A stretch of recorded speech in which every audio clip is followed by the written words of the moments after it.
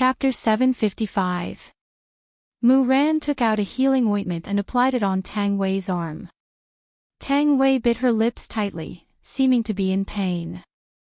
"Bear with it, it is a bit painful," Mu Ran said lightly. Tang Wei nodded her head, her performance was on point. After a long while, the ointment was done, and Tang Wei stood up. "Miss, thank you, there isn't much time left, I will go and do my work first." Mu Ran took a look at Tang Wei and said lightly, "You can stay by my side for this month." "Ah!" Tang Wei cried out in surprise, appearing to be a bit panicked. There are some things that cannot be taken the initiative and must wait for Mu Ran to bring it up herself. Tang Wei grasped this point very well. "That servant girl was chased away by me, she needs someone to serve her. I'm afraid that I won't be able to do it well." Tang Wei seemed to be lacking in confidence, which suited her character very well. Mu Ran squeezed out a trace of a smile. "Just slowly learn." "Is it really possible, young miss?" Tang Wei asked with a terrified expression. "This is really deceiving someone to death." Mu Ran nodded her head. Tang Wei finally revealed a smile. "The plan is slowly progressing. Right now, Gouda Principality also released a piece of news, that was Mu Ran being promoted to saintess. At the same time, it also meant that Mu Ran was now a Heaven's Law doer. However, the matter of marriage was not mentioned. After all, they were still afraid of Tianliang's sect. However, at this moment, Gouda Principality was in an uproar. Heaven's Law doer. That is a talent that is hard to come by in 100 years. For such a talent to actually appear in Gouda Principality, that is a blessing. In the future, she will also become an overlord existence.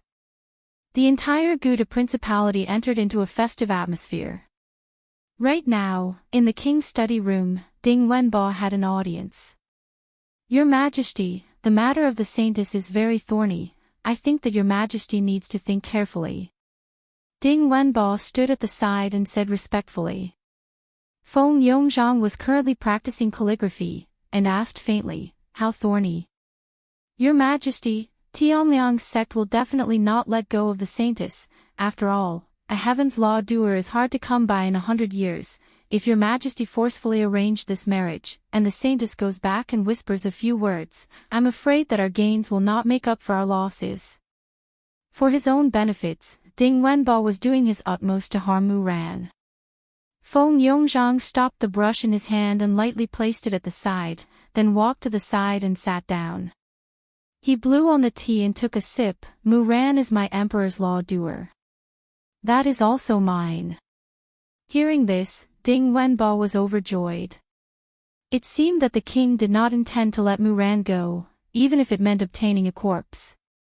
How ruthless. "Let's see what happens tonight," Feng Yongzhang said softly. He seemed to have rested well and walked to the side to practice his calligraphy again. Ding Boan bowed and retreated. After watching Ding Wenbo leave, Feng Yongzhang smashed the pen in his hand on the white paper. "Mu Ran, don't force this emperor," Feng Yongzhang muttered in a low voice. In a corner of the palace, the fourth prince, Feng Yun, was sitting on a stone bench, looking at a potted plant in front of him, as if waiting for the flower to bloom. It had to be said that Feng Yun was still handsome and had an imposing appearance. There was a steady aura between his brows, and he was very manly. "Congratulations, Your Royal Highness," the fourth prince. A eunuch suddenly ran over and knelt down. "What's there to be happy about?" Feng Yun asked lightly. "Your Highness, the ghost talent, Mu Ran, has been conferred the title of saintess by His Majesty. Her strength has even reached Heavenly Law Doge, and His Majesty has also expressed his intention to marry the saintess to Your Highness." After hearing this, Feng Yun's expression changed, but it was not a happy expression. It seemed that he was worried about something. "All right, I understand. You can leave first." The eunuch was very confused. Why did His Highness not react to such a joyous event? Could it be that he did not like the Saintess? That shouldn't be the case. It was not that Feng Yun did not like the Saintess, but because he was not a local at all. It had been 18 years since he transmigrated here. This was his biggest secret. He had even obtained a summoning system that could summon virtuous generals. Although he had not summoned one yet, he would be able to do so soon. He did not think that his father would actually want the ghost talent to marry him. This secret could not be kept. It would not be good for that woman to know. After all, he was someone who was going to stir up a storm. How can I stop my footsteps because of a woman? A transmigrator like me will definitely receive the favor of beautiful women. Even if I don't go and look for a beautiful woman, there will still be beautiful women who will throw themselves at me. Just like this Mu Ran, this is a very normal beginning. I should first see if this Mu Ran is worthy of trust or not. After all, I am going to be a man with a very high status in the future. The woman beside me naturally cannot be too weak. However, thinking about it, this Mu Ran is also not a flower vase. I am only a heavenly law dojo with the help of the system, and even without, she still reached heavenly law dojo. From this, it can be seen that she is a very powerful woman. This kind of woman is a little hard to hold on to. If I manage to get my hands on her, she would be a great helper for me. I should first see if she has the qualifications or not. Right now, Wei Chong was naturally very happy. Tang Wei finally managed to sneak in today, and at the same time, he also found out that this Mu Ran is a heavenly law dojo. Why didn't I see it before? Because Wei Chong felt that it is about the same, because heavenly law dojo is still too weak. As for Tang Wei's suggestion, Wei Chong will report it to his honor. Right now, Yi Hua was really lying in his sister-in-law's embrace, and Qing Yutong was happily peeling grapes for her brother-in-law, then sending the grapes into her brother-in-law's mouth. Wei Chong, are you saying that this girl called Mu Ran can be of use to me? Yi Hua said to Wei Chong through sound transmission. Wei Chong said respectfully, reporting to your honor, from the current situation, this girl is indeed talented, and she has a lot of experience in the way of governing a country. Yi Hua ate the grapes that Qing Yutong peeled. What I need is loyalty. Can this girl called Mu Ran be loyal? You should know the answer in your heart. Thus, Xiao Tang gave a suggestion, and subordinate would like to report it to his honor. Speak. Hearing Wei Chang's suggestion, Yi Hua slowly stood up. You are saying to have Blue Sky Hong go over. That's right, Blue Sky Hong will be able to help out a bit. If something happens, that would be even better. After all, a knot in one's heart needs to be undone. Let me consider for a bit. Yi Hua said lightly. Yes. Cutting off sound transmission with Wei Chang, Yi Hua lightly tapped on the bed with his index finger. Brother-in-law, what are you feeling vexed about? Qing Yutong obediently sat behind Yi Hua, and her pair of slender hands lightly helped Yi Hua relieve some of the pressure he was feeling. Yutong, how do you think Blue Sky Hong's knot should be undone?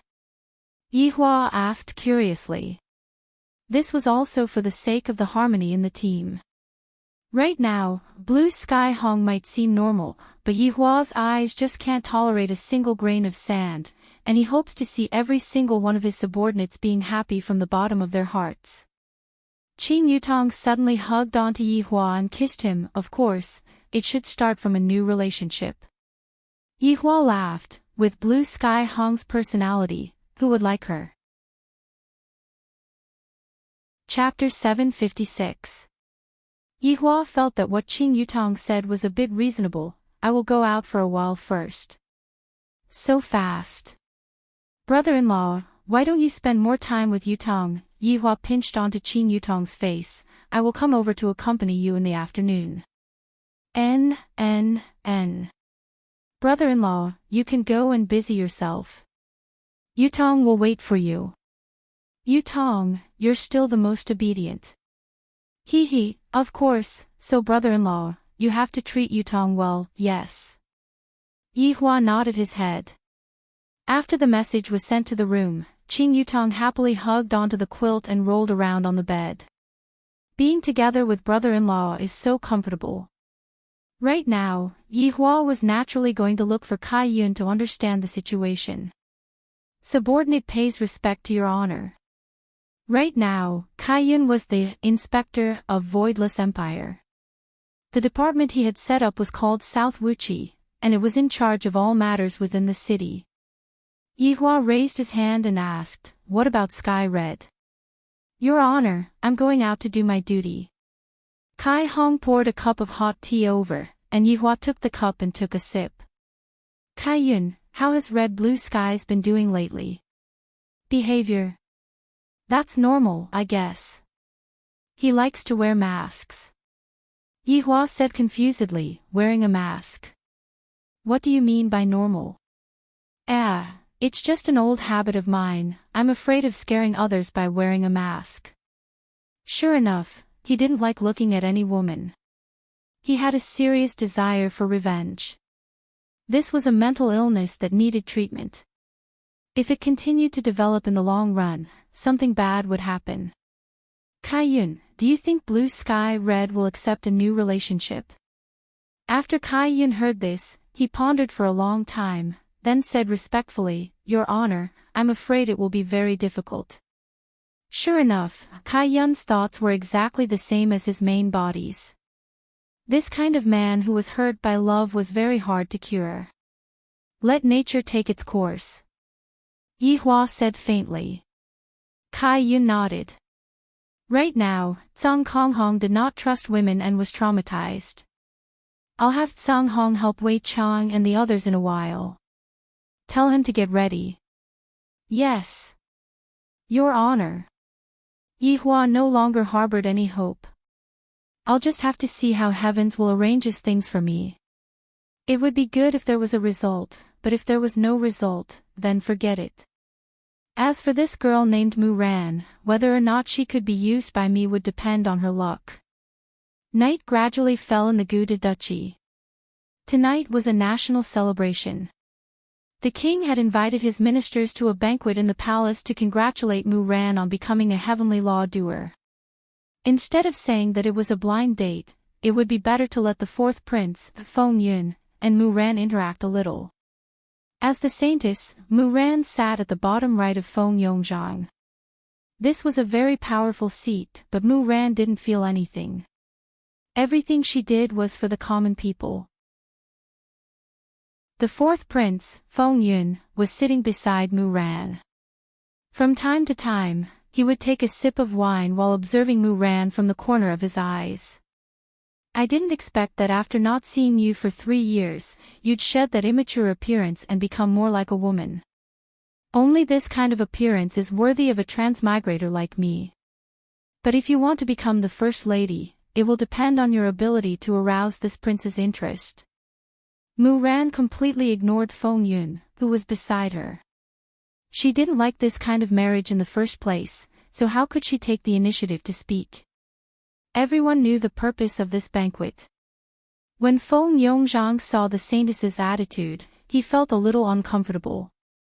This was like a child that he brought up suddenly became successful and didn't put him in his eyes. Mu Ran vividly played the role of a great master, and Feng Yongzhang didn't want Mu Ran to be better than him. Ding Wenbo was very happy to see such a scene. The more the saintess didn't give him face, the angrier his majesty would be. It was normal for him to find someone to assassinate her. "Saintess, is this dish not to your taste?" Feng Yongzhang asked. She hadn't eaten a bite since she sat down. It was obvious that she was giving him a hard time. Mu Ran smiled, "Your Majesty, I've been fasting recently, so I can't enjoy the food your Majesty has bestowed." When everyone heard the saintess's words, they sighed in their hearts. It was rare to see such an amazing woman. She was smart, and with just one sentence, she made His Majesty lose his temper. Feng Yun, who was sitting next to her, also sighed. As expected of a genius, she had a sharp tongue. "Is that so?" "That's because I didn't think it through." Feng Yongzhang chuckled. Your Majesty is busy every day, it's a blessing for the common people. There was nothing wrong with Mu Ran's reply. If Mu Ran was just an ordinary warrior, perhaps Feng Yongzhang would be happier. The main point was the heavenly Tao. Feng Yongzhang laughed. Yun take the saintess for a walk. Yes. Feng Yun stood up and said respectfully. Mu Ran stood up and followed Feng Yun with graceful steps. Feng Yongzhang looked pensive as he watched the two leave. At this moment, Feng Yun was walking in front, and Mu Ran slowly followed behind. The two of them maintained a distance of 3 meters. The nights in northern Liang were usually cold, and the temperature difference between day and night was very big. However, Mu Ran was still wearing a white dress today, and it looked very light. Feng Yun naturally saw it and thought that Mu Ran wouldn't be stupid enough to wear so little. She was definitely giving him a chance. She was indeed a scheming woman. Was she so eager to climb into his bed? Then let me test her. She would definitely reject me. She must be playing hard to get. Feng Yun stopped and took off the velvet shawl from his shoulders. He said softly, Mu Ran, it's cold at night. Mu Ran said respectfully, Fourth Prince, there is no need. Fourth Prince, please take care of yourself and serve His Majesty in the future. What did she say? I knew you would reject me, and then you lured my curiosity out. I've seen too many overbearing presidents. Since you don't want it, this prince will wear it myself. Mu Ran didn't say anything and continued to follow behind Feng Yun. Mu Ran, what do you think about the marriage? Feng Yun couldn't help but ask. He had lost to this woman in terms of patience. Mu Ran said softly, it's all up to you. Feng Yun sneered in his heart. In the future, he would definitely become the king and sweep through northern Liang. He would even sweep through Tianliang's sect and a larger territory. You little girl, you are still playing dumb with this prince. Could it be that if imperial father were to marry a beggar on the street, would you agree? If necessary, Mu Ran said softly. Her face didn't change at all. Pretentious. This was a woman who liked to be pretentious. She was a scheming bitch. If she knew his secret, she would shamelessly threaten him. Fortunately, he was smart. Let me send you back. There is no need to trouble your Royal Highness. I can go back by myself. Hee, all right then. Be careful on the road. Mu Ran watched as Feng Yun left. His last sentence obviously had a different meaning. Was he threatening me? Or was he trying to express something else? Was it the king? Mu Ran took a deep breath. She felt that she couldn't breathe here. Mississippi, Tang Wei was waiting outside the palace. When she saw Mu Ran coming out, she took out a velvet shawl and draped it over Mu Ran. Chapter 757. Miss, what are you talking about? It is my duty to serve you. Tang Wei set up the stool.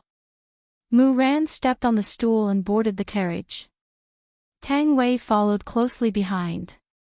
Sitting in the carriage, Tang Wei curiously asked, Miss, you are now under one person and above tens of thousands of people. Why are you still frowning? Fame is just a worldly possession. There are many things that you can't do anything about. Mu Ran sighed. Compared to this place, Tianliang's sect seemed to be better. Miss, what you said is too profound. I don't understand. Tang Wei expressed that she was new and cute and had a confused expression on her face. Mu Ran chuckled and said, You'll understand later. Tang Wei nodded and walked back without saying a word. Half a month's time passed in the blink of an eye. Tang Wei and Mu Ran had also gradually become familiar with each other. This was good news. Zhang Konghong had also quietly entered the city and was waiting for orders. However, Zhang Konghong was completely unaware of her true mission. Ever since the last time when Mu Ran went to the Imperial Palace, she had not gone back to the Imperial Palace for half a month. Everything seemed to have returned back to normal, but Mu Ran didn't think so. Everything was too peaceful. At the Mu family, Tang Wei was currently grinding ink for Mu Ran. She said softly, "Miss, I recently have a cousin who also entered the city." And Mu Ran slightly raised his head, seemingly thinking that Tang Wei wanted him to help her cousin. "That cousin of mine wants me to go back with him." Tang Wei paused for a moment, seemingly unwilling to part with Tang Wei. What a woman who knows how to act. Go back. Lingtai Nation? Mu Ran asked curiously.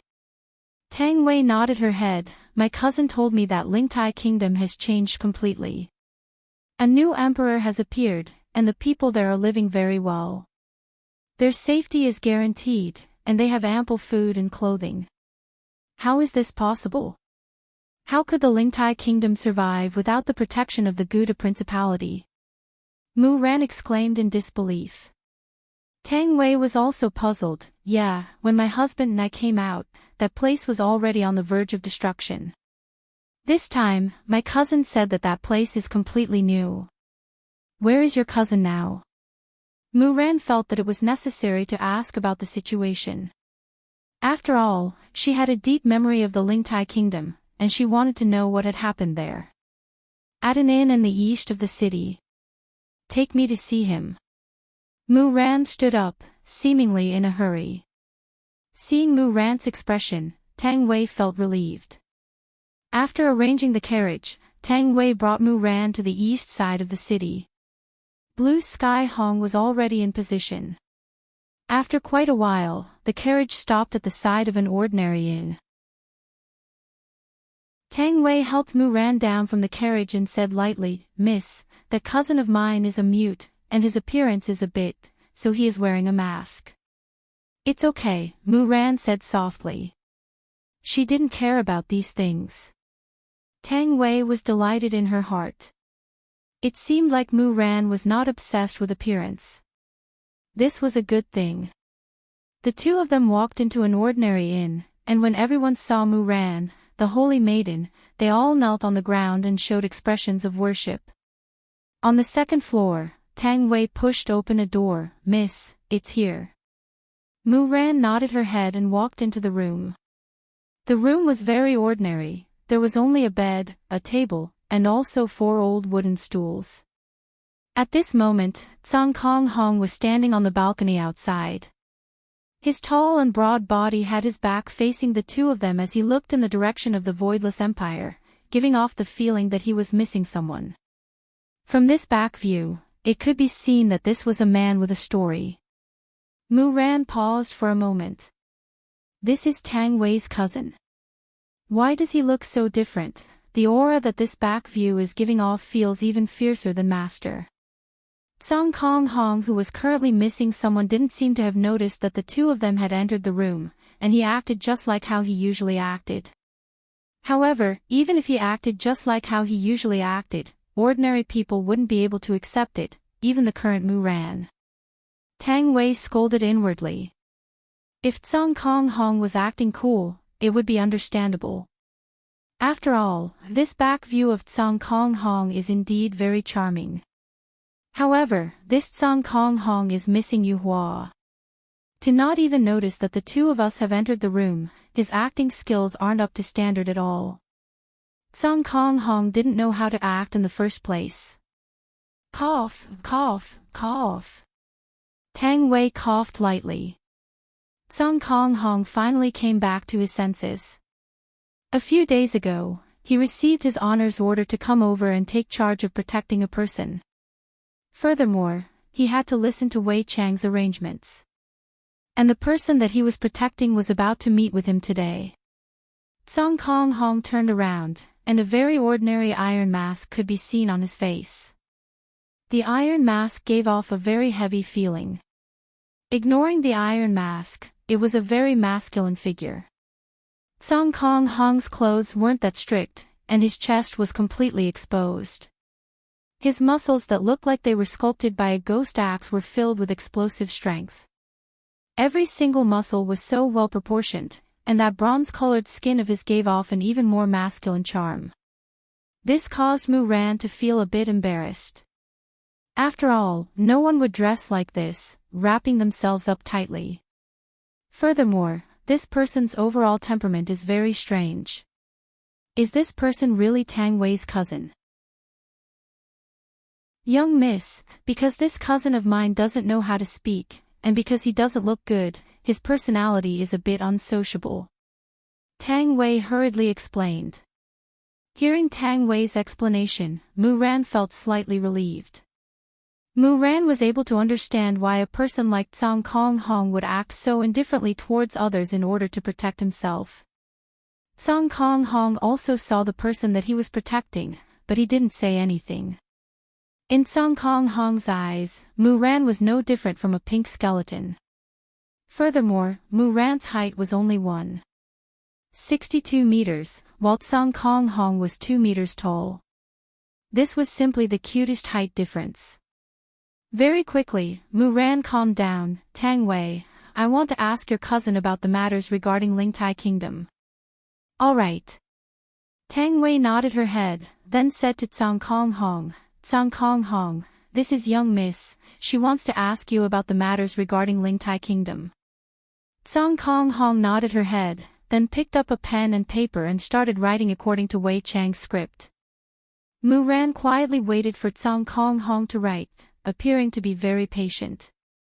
After Tsang Kong Hong finished writing, Tsang Kong Hong passed the paper to Mu Ran.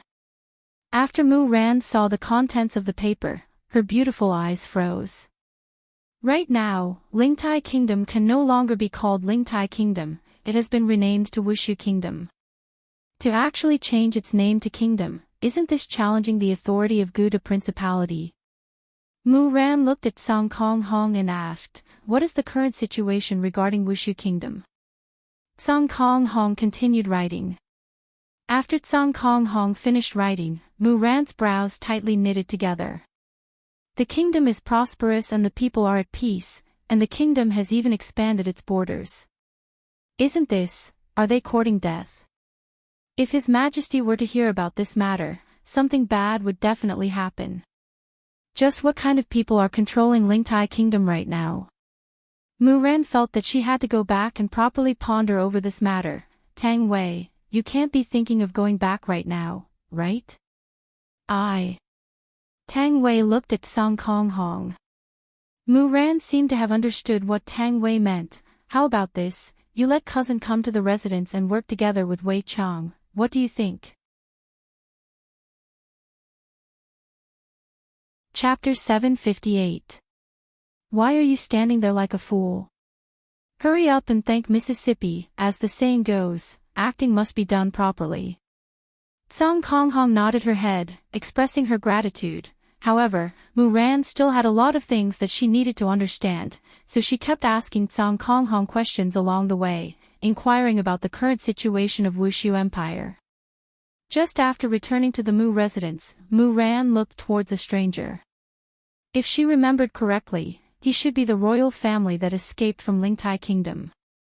Xia Yu. Xia Yu seemed to be discussing something with her father. Mu Ran let Tang Wei bring Tsang Kong Hong to rest first, then walked into the hall. Father. Mu Ran greeted respectfully. Xia Yu, who was sitting at the side, directly kneeled down and shouted with a pleading tone, Saintess, Lingtai Kingdom still needs you. Mu Ran immediately took a look at her father. Mu Ongwa didn't say anything. Stand up and talk. Mu Ran said gently. Thank you, Saintess.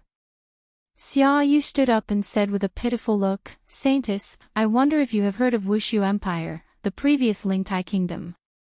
Wushu Empire. Mu Ran acted as if she had just heard about it, wanting to see what Xia Yu wanted to say.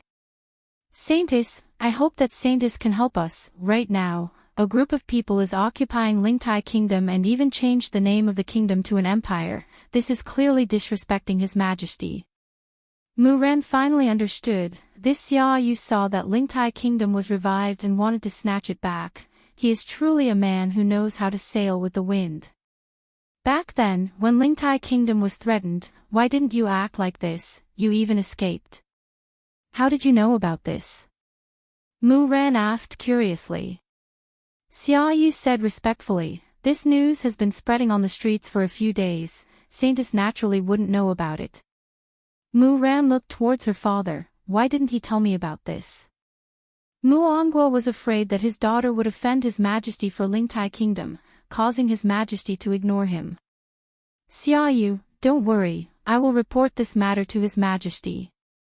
Thank you so much. Xia Yu hurriedly kneeled down, truly sincere. Hearing Mu Ongguo's reply, Xia Yu felt relieved and left for the time being. Father, why are you helping him? Mu Ran asked curiously. Her father's actions were very strange. Father isn't helping him, I'm helping you. Help me. Mu Ran was confused. Mu Ongguo nodded. His Majesty's attitude towards you is getting worse. You need a beautiful battle to win back His Majesty's trust. Father. You want me to bring troops to attack Voidless Empire? Mu Ran was startled for a moment. Her father's idea was truly terrifying. Mu Ongguo didn't deny it. Mu Ran, I know that you often defended Lingtai country in the past, but you have to know that Lingtai country has now become Voidless Empire. Even if you don't go, His Majesty will still send someone else. Do you understand? This is an unavoidable battle. Mu Ran didn't expect the news to spread so quickly. What should she do? If the two sides really fought, the ones who would die would be the commoners. Mu Ran didn't say anything. I feel that my father has changed a bit. In the past, my father had always supported me, but now, my father actually wants me to lead the army to attack an affiliated country. No, it was invasion, because the Gouda Principality had long expelled the Lingtai Principality from being a vassal state. If that was the case, there was no reason for the Gouda Principality to send troops. The one who spread the news was naturally Wei Chang. After all, it was about time for the Gouda Principality to act, and it would be up to how the Holy Maiden would act. His honor was waiting to see how the Holy Maiden would act as a test to enter the team. For the entire afternoon, Tang Wei accompanied Mu Ran. Putting aside the fact that Mu Ran was lying, Tang Wei felt that Mu Ran was a good girl, just that, Mu Ran was too worried. Mu Ran had always been thinking about problems from other people's point of view, abandoning her own point of view. If this goes on, Mu Ran will definitely hurt herself. Young miss, you should eat something, you didn't even eat lunch. Tang Wei said in a low voice. I can't eat. Mu Ran said faintly. I want to go and see what exactly happened to Lingtai country, what kind of huge change happened to Lingtai country, and whether or not the rumors are true. Tang Wei discovered that when she was already so old, she was still concerned about the affairs of the country.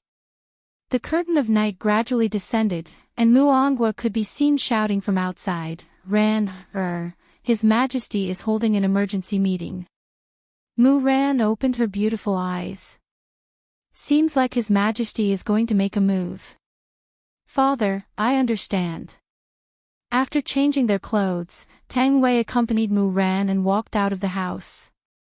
Just when they walked out of the house, Mu Ran saw Tsang Konghong who was leading a horse. Young miss, most of the things in the residence have already been taken care of, so I asked him to come over and be a coachman. Tang Wei explained. That's fine too. Young miss, you can be at ease, this cousin of mine has also cultivated before, and he is even a doer. Tang Wei said with a smile. No wonder, so he is a doer. Get on the carriage first. All right, young miss. Very soon, the carriage arrived at the entrance of the imperial palace. The father and daughter got off the carriage and walked into the imperial palace. Tang Wei and Tsang Konghong were waiting outside. I wonder what will be the result of their discussion today. Will they directly start the war? Will the one leading the army be Mu Ran? Right now, Tang Wei was a bit worried about Mu Ran. If Muran really went to the imperial palace, other than her, everyone else would have died in that snowfield. Will Muran be able to accept such a blow? Looking at that petite back view of Muran, the burden on her shoulders is too much. Girls at this age should just talk about love and enjoy the care and concern of their boyfriends, but for me, different times create different people. The father and daughter walked into the palace, and on the way, they did not speak a single word. From the looks of it, they had a disagreement. Following Feng Yongzhang's arrival, everyone kneeled down and shouted, "Long live your majesty. My beloved subjects, please rise." Feng Yongzhang said gravely. "Thank you, your majesty. The reason why I called all of you here tonight is because my spies have already verified the rumors." Speaking up to here, Feng Yongzhang paused for a moment, and the atmosphere immediately became tense. Wushu Empire does indeed exist. Hearing what His Majesty said, everyone's expression sunk. This is a provocation. To actually establish an empire. Feng Yongzhang slammed onto the armrest of his throne. This Wushu Empire sure has guts. To actually establish an empire without my consent. Do they even put me in their eyes? Ding Bowen cupped his hands and said, "Your Majesty. Wushu Empire is going against their superior. As long as the Saintess is willing to lead the army to the imperial palace, we will definitely take back the lost land." So despicable. 3 years ago, they already abolished Lingtai Kingdom's status as a subsidiary kingdom, and now, they are saying that Lingtai Kingdom lost land. They are too shameless. At the very least, Muran thought so too. Feng Yongzhang waved his hand, and the head eunuch who was at the side shouted out, "Xia Yu has an audience." Xia Yu could be seen walking into the palace while trembling with fear, then shouted out respectfully, "Long live your majesty. Let me ask you, is Xia family the royal family of Lingtai Kingdom?" Replying to your majesty, "Yes." Chapter 759. One needed a reason to start a war, and Xia Yu was the best reason. He was the legitimate royal family of Lingtai Kingdom, and right now, he was helping Xia Yu to recover Lingtai Kingdom and kill the traitor. Of course, there was another reason. "Saintess, I order you to lead 100,000 elite soldiers to recover Lingtai Kingdom." In the past, the order that Muran received was to resist the invasion of other kingdoms, and that was her duty, but today, she was going to invade another kingdom. Muran said respectfully, "Your Majesty, Lingtai Kingdom was no longer a subsidiary kingdom of Guda Principality 3 years ago, so this is not recovering, this is an invasion." Hearing what Muran said, everyone's expression changed. Saintess is openly offending His Majesty. This is a huge crime. Mu Ongwa's face was also deathly pale, as expected. "My daughter still said it." Ding Wenbo grabbed onto the opportunity and shouted out angrily, "Saintess! You dare to refuse His Majesty's order. And you are even disrespecting His Majesty." Feng Yongzhang's face was gloomy, but he was already furious in his heart. Muran's position in his heart had long changed, starting from Tiandao Duer, he no longer trusted her. "I don't dare. Your Majesty, the situation is unclear right now. I hope that Your Majesty will allow me to go and negotiate by myself." Muran's words caused everyone in the palace to start discussing amongst themselves. It was very easy for something to happen if she went to negotiate by herself, and she might even lose her life. This Saintess is too daring. Muran just wanted to go and see if Wushu Kingdom was good or bad, and if the commoners there had any complaints. If Wushu Kingdom was ruthless, Muran would have immediately led the army to attack, but if Wushu Kingdom was thriving, and the commoners were living in peace and contentment, then why did they have to start a war? After all, Guda Principality no longer cared about Lingtai Kingdom 3 years ago, and there was no need for them to interfere now. Xia Yu, who was kneeling on the ground, cursed inwardly. "His Majesty already said to let you lead the army. And you are actually disobeying the order and want to go alone. Feng Yongzhang pondered for a while, then said faintly, Saintess, have you made up your mind? Your Majesty, I have made up my mind. I hope that your Majesty will allow me to do so. Mu Ran knelt on the ground and said respectfully. All right. I will order you to negotiate with Wushu Kingdom. Let's wait for the Saintess to come back, then we can discuss it. Feng Yongzhang's eyes were deep, as if he didn't want Mu Ran to come back. This was the best result. If I can't obtain Tiandao Duer, then no one else can. Long live your Majesty. As Feng Yongzhang left, everyone looked at Mu Ran in a different light. If Mu Ran had agreed to lead the army to attack and return triumphantly, His Majesty would have been very pleased. However, she chose to offend His Majesty and go alone. That was a narrow escape from death. He really didn't know what this saintess was thinking. Mu Angguo walked forward and helped his daughter up. Silly child, why didn't you agree to His Majesty? Father, I thought you understood me. Mu Ran said softly. This caused Mu Angguo to pause. His expression changed a bit. In the past, I and my daughter always had the same thoughts, and would often discuss ways to solve the problem, but now, in order to let my daughter please His Majesty, the way I think about it has already changed. Looking at his daughter's lonely figure, Mu Angguo took a deep breath and followed. At this moment, Tang Wei was waiting anxiously. Song Kong Hong was leading his horse and looking up at the sky, seemingly thinking of a certain someone. Looking at the people walking out one after another, Tang Wei discovered that their faces were either smiling or gloomy. She didn't know what was going on. After waiting for a long time, he finally saw Mu Ran's figure. Mississippi, Tang Wei hurriedly walked up to Mu Ran. She even felt a little sorry for this little sister Mu Ran. Tang Wei, let's go home first. Tang Wei discovered that Mu Ran seemed to be very tired, even her tone was filled with tiredness. After Mu Angguo arrived, the three got onto the carriage, and Song Kong Hong became the coachman. Inside the carriage, Mu Angguo looked at his daughter and said lightly, I will go and beg His Majesty tomorrow. Father, there's no need for that, I will set off for Wushu Empire tomorrow. Mu Ran said faintly. Tang Wei revealed a surprised expression. Mu Ran is going to Wushu Empire. Judging from her tone, it seems like she is going to be going alone. My God! Mu Ran's courage is so big. Right now, Tang Wei truly admired Mu Ran. Girls like Mu Ran are truly rare. Just that, according to his honor's plan, Mu Ran should be leading an army to Wushu Empire, and shouldn't be going alone. This is a bit troublesome, Ran, if you go. Mu Angguo knew the consequences. If I go, I might not be able to see my daughter again. Father, don't tell mother about this matter, in case she gets worried. You can be at ease, I will be fine. No matter what, I am still a heaven's laws doer. It won't be that easy for something to happen to me.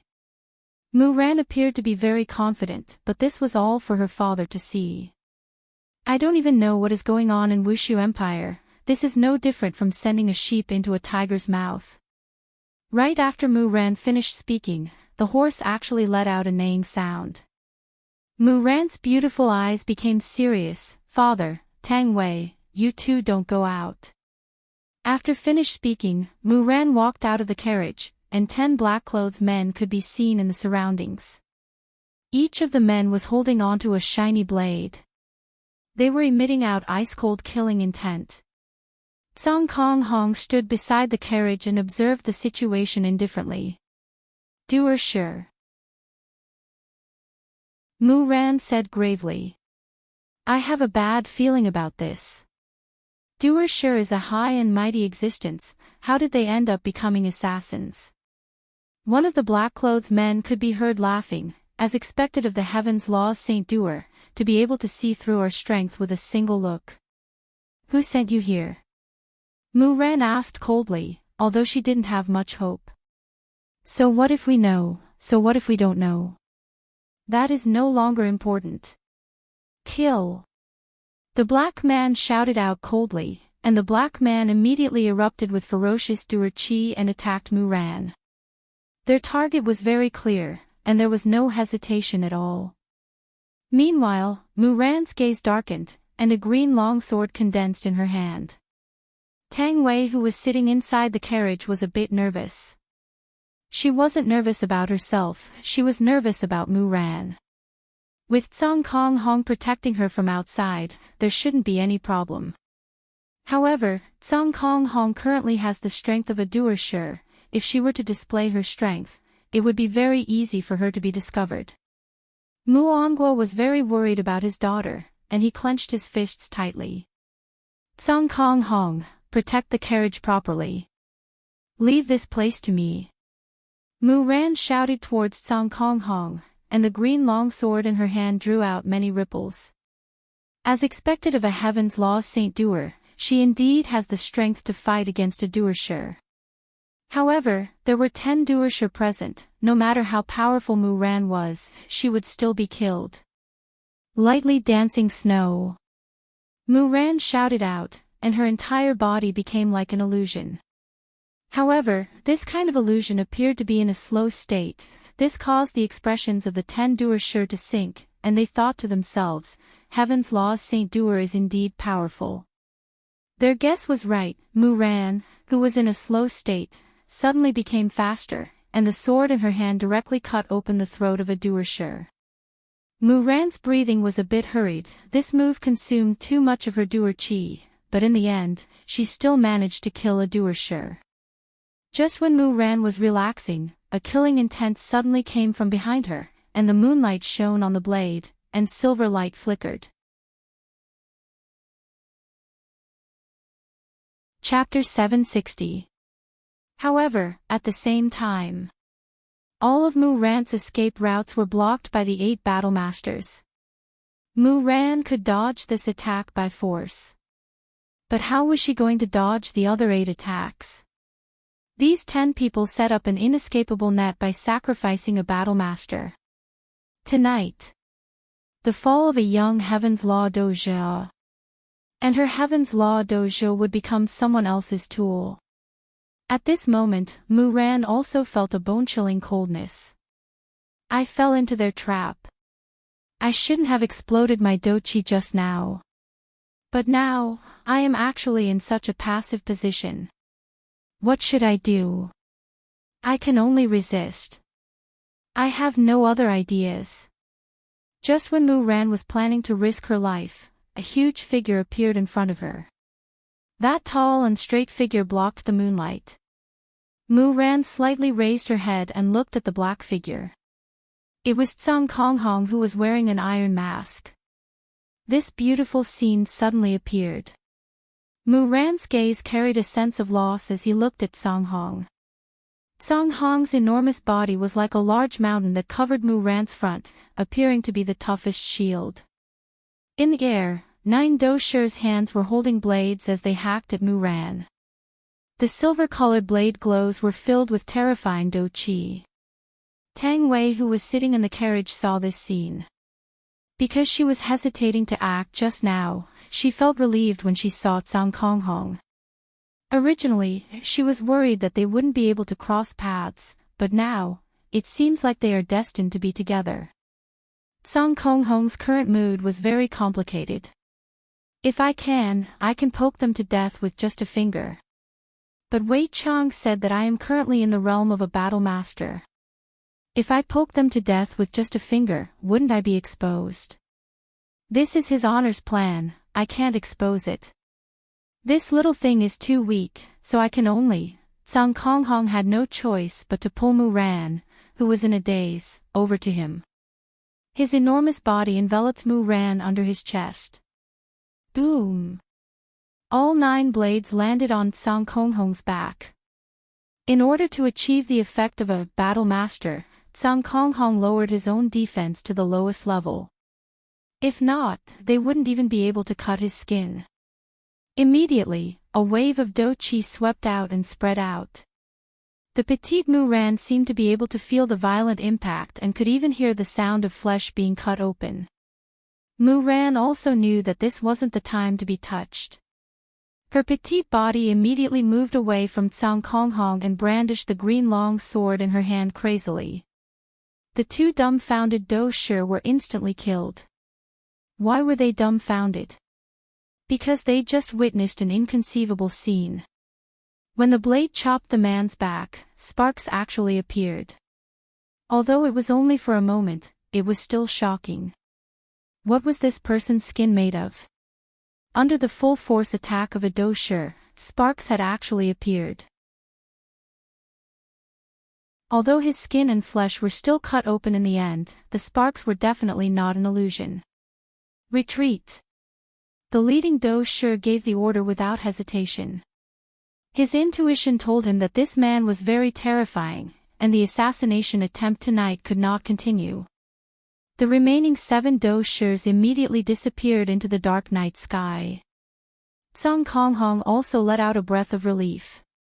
According to the extent of my injuries, I shouldn't be able to stand up, so, Blue Sky Red collapsed. Tang Wei also heaved a sigh of relief.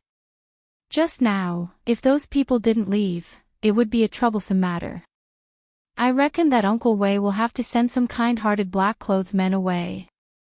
A series of footsteps came from afar, and the defense army finally appeared. Saintess, please forgive us. The leader shouted out while trembling with fear. Muran knitted her brows and raised her hand. With her petite body, Muran actually carried Blue Sky Red on her back. Blue Sky Red's back that was dripping with blood was a ghastly sight. After placing the unconscious Blue Sky Red on the horse, Muran drove the carriage and quickly returned home. Rand, are you all right? Muangwa, who was in the carriage, asked. I'm fine. Muran said gravely and looked at the reckless Blue Sky Red beside her. It's good that you are fine. Muangwa let out a breath of relief. As long as my daughter is fine, I don't care about a coachman like Blue Sky Red. If she really died, I will definitely give her a sum of money. However, to Muran, Blue Sky Red was her savior. If it wasn't for Blue Sky Red stopping her just now, it would probably be impossible for me to be sitting here and talking. After arriving at the Mu residence, Muran directly jumped off the carriage and carried Blue Sky Red's huge body and ran into the Mu residence, leaving a trail of blood on the ground. Tang Wei immediately followed after Blue Sky Red, and a smile appeared on her face. I hope that this is a new beginning. Right now, Blue Sky Red, who was pretending to be dead, was also a bit annoyed. This little guy is actually carrying me and running. This is making me feel very uncomfortable. The mission that His Honor gave me is too difficult. Muran arrived at her own bedroom and directly placed Blue Sky Red on her bed. Muran didn't show any disdain towards Blue Sky Red at all. Tang Wei, quickly bring over my medicine chest. Muran hurriedly shouted. Tang Wei cooperated with Muran and asked worriedly, Miss, is my cousin all right? I don't know. Muran looked at Blue Sky Red's badly mutilated back and was a bit puzzled. Under the full strength of 9 Do Shi, is it only badly mutilated? Tang Wei saw through Muran's puzzled expression and said, Miss, this cousin of mine has a tough body since young. He shouldn't die, right? Don't worry, I will do my best. Muran hurriedly smeared medicine on Blue Sky Red's back and took out an exquisite bottle. Within the bottle, there was a pill. This pill was the life-saving pill that her master gave her. Muran seemed to want to take off Blue Sky Red's mask, while Tang Wei shouted, Mississippi, I will feed him the medicine. Muran said in a low voice, then took off Blue Sky Red's iron mask. And when Tang Wei saw that Blue Sky Red's fists were tightly clenched, she feared that Blue Sky Red would smash Muran's head with a single punch. Speaking of which, Blue Sky Red was thinking this way in her heart. This woman actually dared to take off my iron mask without my permission. I really want to strangle her neck. And when Mu Ran saw Blue Sky Red's face, she went into a slight daze for a moment, then fed the pill that was in her hand into Blue Sky Red's mouth. Tang Wei, who was at the side, closely observed Mu Ran's expression. She discovered that Mu Ran was only slightly surprised for a moment, then her expression became normal, and Mu Ran's gaze was filled with concern. Rest assured, seems like this Mu Ran isn't someone who only cares about looks. Mu Ran immediately inspected Blue Sky Red's body, and discovered that Blue Sky Red's breathing is very smooth. Is the effect of the medicine that good? It feels like it is just a normal flesh wound. There's no choice, Blue Sky Red can only act like this. Am I going to be chopped into pieces? It should be fine, your cousin's body is very tough, he can block the attack of 9 dosha. Mu Ran said softly. Tang Wei felt that Mu Ran was a little suspicious. This is not a good thing. Miss, my cousin was born like this isn't an illness, right? Tang Wei's acting skills are still up to standard. If she let Wei Chang cooperate now, it is possible that she will be exposed. Chapter 761. Tang Wei was delighted, that would be my cousin's fortune. Right now, Zhang Konghong didn't even know what she should say anymore. Just how long is he going to protect me? Mu Ran did not say anything. She sat by the bed and observed Cerulean Red's condition. After a long time, she found that her condition had stabilized. Tang Wei, go back and rest first. Mu Ran said softly. Miss, let me go with you. It's fine. I'll just watch over here. Mu Ran felt that the other party was doing this to save her, so it was normal for him to take care of her. Of course, Tang Wei wouldn't be a third wheel, and, miss, you should rest early too. Mu Ran nodded. Tang Wei walked out of the room and gently closed the door. If Firmament Hong was as good at flirting as Lai Gu, this Mu Ran would definitely not be able to escape from him. It was a pity that Song Kong Hong did not know how to speak at all. He was the kind of person who did not know how to flirt and could even kill a conversation. He didn't know if Mu Ran would like Sky Red. In the room, Mu Ran sat by the bed and observed from time to time. This wasn't love, it was a kind of gratitude. Although it was not to the extent of liking him, Mu Ran at least had a good impression of Blue Sky Hong. From a stranger to her savior, this was already a huge leap. Song Kong Hong didn't want to lie down. She didn't even want a little girl to take care of her. She felt embarrassed. However, he had no choice but to do so, and this little girl would observe him from time to time, making him even more depressed. At this moment, Mu Ran was thinking about who had sent these people. To be able to call out 10 spirit masters, they were definitely not ordinary people. The fourth prince. I don't seem to have any conflicts with him. Your Majesty. He had just walked out of the palace gates when he was attacked. This was a little illogical. Furthermore, he was going to Voidless Empire, and it was uncertain whether he would be able to return alive. His Majesty's actions were completely unnecessary. Perhaps it was because he was a heavenly law doge, and assassins from the other 2 countries were more likely. It seemed like he had to conceal his identity as a heavenly law doge from the very beginning. He did not expect that it would not only attract the suspicion of His Majesty, but also attract the suspicion of others. If a Grand Doge came tonight, something bad would happen. Fortunately, it's all thanks to him. Mu Ran took a look at Song Kong Hong, who was on the bed, then lightly leaned onto the side of the bed and closed her beautiful eyes. My heart is tired. Song Kong Hong, who was lying on the bed, did not dare to move at all, as if she was afraid that she would be discovered. The next morning, Mu Ran abruptly opened her beautiful eyes and discovered that it was already morning. She then looked at Sky Hong, who was lying on the bed, and observed her. Sky Hong was recovering very well. With a sigh of relief, Mu Ran stood up and prepared to wash her face. A sound came from the bed. Mu Ran turned around and saw Tsang Konghong sitting up and putting on the iron mask again. You can't get out of bed yet. You need to rest. Mu Ran hurriedly walked over to persuade him. Tsang Konghong had had enough last night. She really didn't sleep the whole night and was very careful. Shaking her head, Tsang Konghong ignored Mu Ran's advice and walked out of the room. Mu Ran lightly sighed. Tang Wei's cousin's personality was indeed very eccentric, but his recovery ability was too strong. Or could it be that the medicinal pellet given by teacher was more powerful? Miss? At this time, Tang Wei came over with water and asked curiously. Your cousin seems to be almost recovered. Mu Ran still chose to believe in the power of the pill. That's great, I thank you on behalf of my cousin. No need, it was your cousin who saved me. I should be the one thanking you. Mu Ran said with a smile.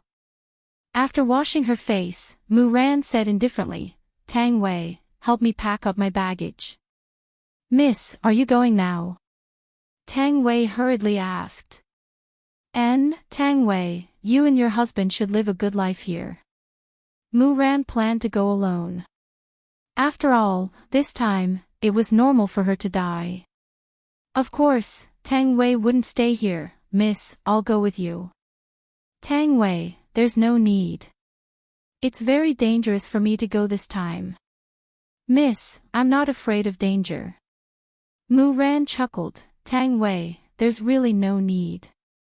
Miss, if you go alone, what will happen if there's no one to take care of you? Furthermore, I'm very familiar with that place.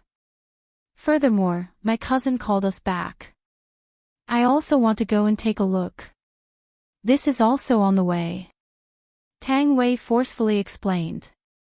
Mu Ran pondered for a moment before saying, after entering the city, don't follow me. It's very dangerous. Tang Wei happily agreed. Then go and prepare. We'll leave immediately. All right. Very few people knew that Mu Ran was going to Voidless Empire. In fact, only Mu Ongguo went out to send her off. Her mother and little brother didn't know. Even when Mu Ran, the Holy Maiden, left the city gates, no one came to send her off. As for the assassin from last night, there was no follow-up explanation either. Mu Ran was a little disappointed. However, what she cared about was the commoners. Everything else could be ignored. In the back garden of the palace, King Feng Yongzhang was currently admiring flowers with Ding Wenbo following behind him. A young eunuch stood respectfully beside Feng Yongzhang and whispered a few words. Your Majesty, I presume that the Holy Maiden has already left the city. Ding Wenbo said respectfully. Feng Yongzhang held onto a pair of scissors and slowly trimmed the flowers. Who sent the assassin yesterday? It has been confirmed, it's Xuanzhong Kingdom. That old fart. He even wanted to assassinate my Holy Maiden and frame me. He deserves death. Feng Yongzhang ruthlessly threw the pair of scissors onto the ground. The palace maids and the surroundings all knelt down. If Mu Ran had died in Gouda Principality yesterday, Tianliang's sect definitely wouldn't let the matter rest. They might even vent their anger on Gouda Principality, and the consequences would be rather severe. Your Majesty, please quell your anger. Fortunately, the Holy Maiden is fine. Ding Wenbo said softly. His words were naturally meant for the palace maids and the surroundings to hear. The heavens bless the Holy Maiden's triumphant return. If the Holy Maiden doesn't return after a long time, I will destroy this Wushu Empire. How could Feng Yongzhang not know this? He only hoped that the Holy Maiden would remain in Wushu Empire forever. At that time, he wouldn't even need to make a move, as Tianliang's sect would destroy Wushu Empire. Long live your Majesty! Ding Wenbo shouted loudly. The palace maids and the surroundings also shouted in unison. Being in such a position, everyone had to wear a mask and act. On the other side, Wei Chang and Song Konghong sat outside the carriage, while Mu Ran and Tang Wei sat inside. The four of them headed towards Wushu Empire. According to the speed of the carriage, they might need half a month's time to reach Wushu Empire. Wei Chang also intentionally slowed down the speed of the carriage. As for why, it was naturally to create an opportunity.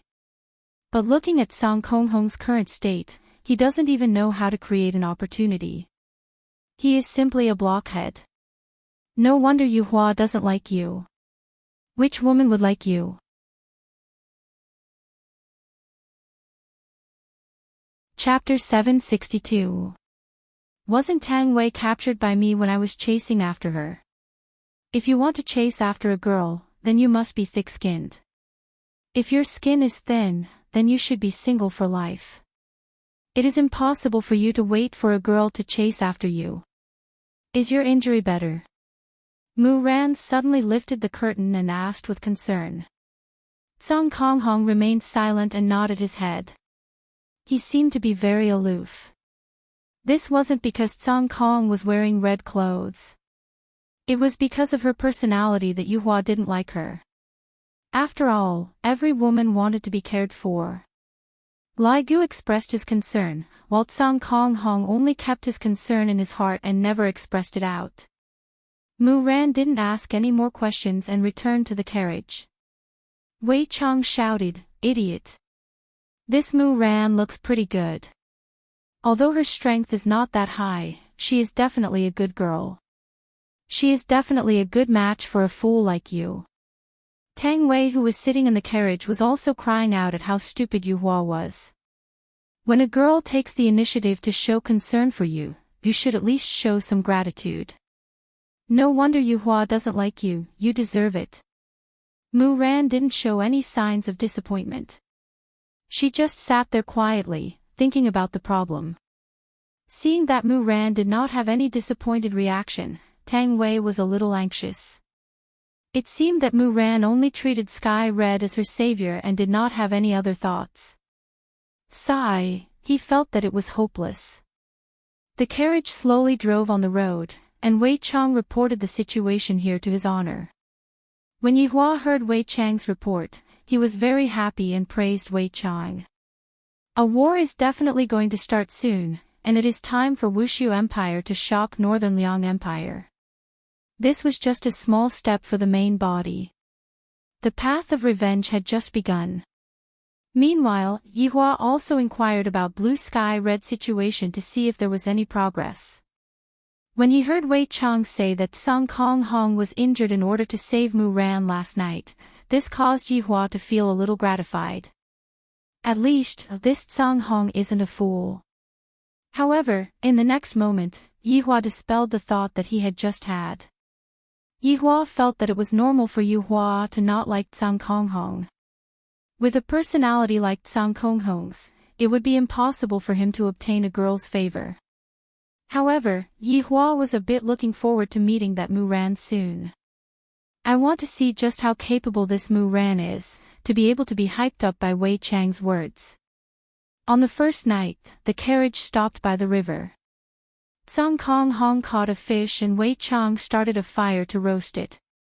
The four of them acted as if they were on vacation, and Tang Wei acted as if she was taking care of her little sister, causing Mu Ran to feel very grateful towards Tang Wei. She felt that Tang Wei was like her big sister and had a very good impression of her. However, if Mu Ran found out that the three of them were actually liars, who knew what she would do? In fact, all of the scams revolved around Mu Ran. The intelligent Mu Ran actually did not realize it. Perhaps it was because Tang Wei was too meticulous, causing Mu Ran to lower her guard. Of course, there was also Blue Sky Hong who risked her life to save Mu Ran. Being deceived by the enemy could only be said to be a lesson, but being deceived by someone he trusted was a blow. Actually, it was a good thing that Song Konghong did not have any interaction with Mu Ran. Once he did, Mu Ran would discover that everything was fake, and that would be even worse. After eating the grilled fish, Wei Chang and Song Konghong stood guard outside. Right now, Muran was an important target of protection, and nothing could happen to her. Muran and Tang Wei are resting in the carriage. Tang Wei, let your cousin come into the carriage to rest. The wind outside is very strong, and with his injuries, he cannot suffer from the cold. Muran said concernedly. What a considerate girl.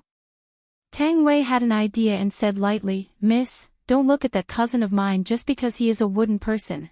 In actuality, he cares a lot about his face. If I go and talk to him, it won't be effective. I will go and talk to him then.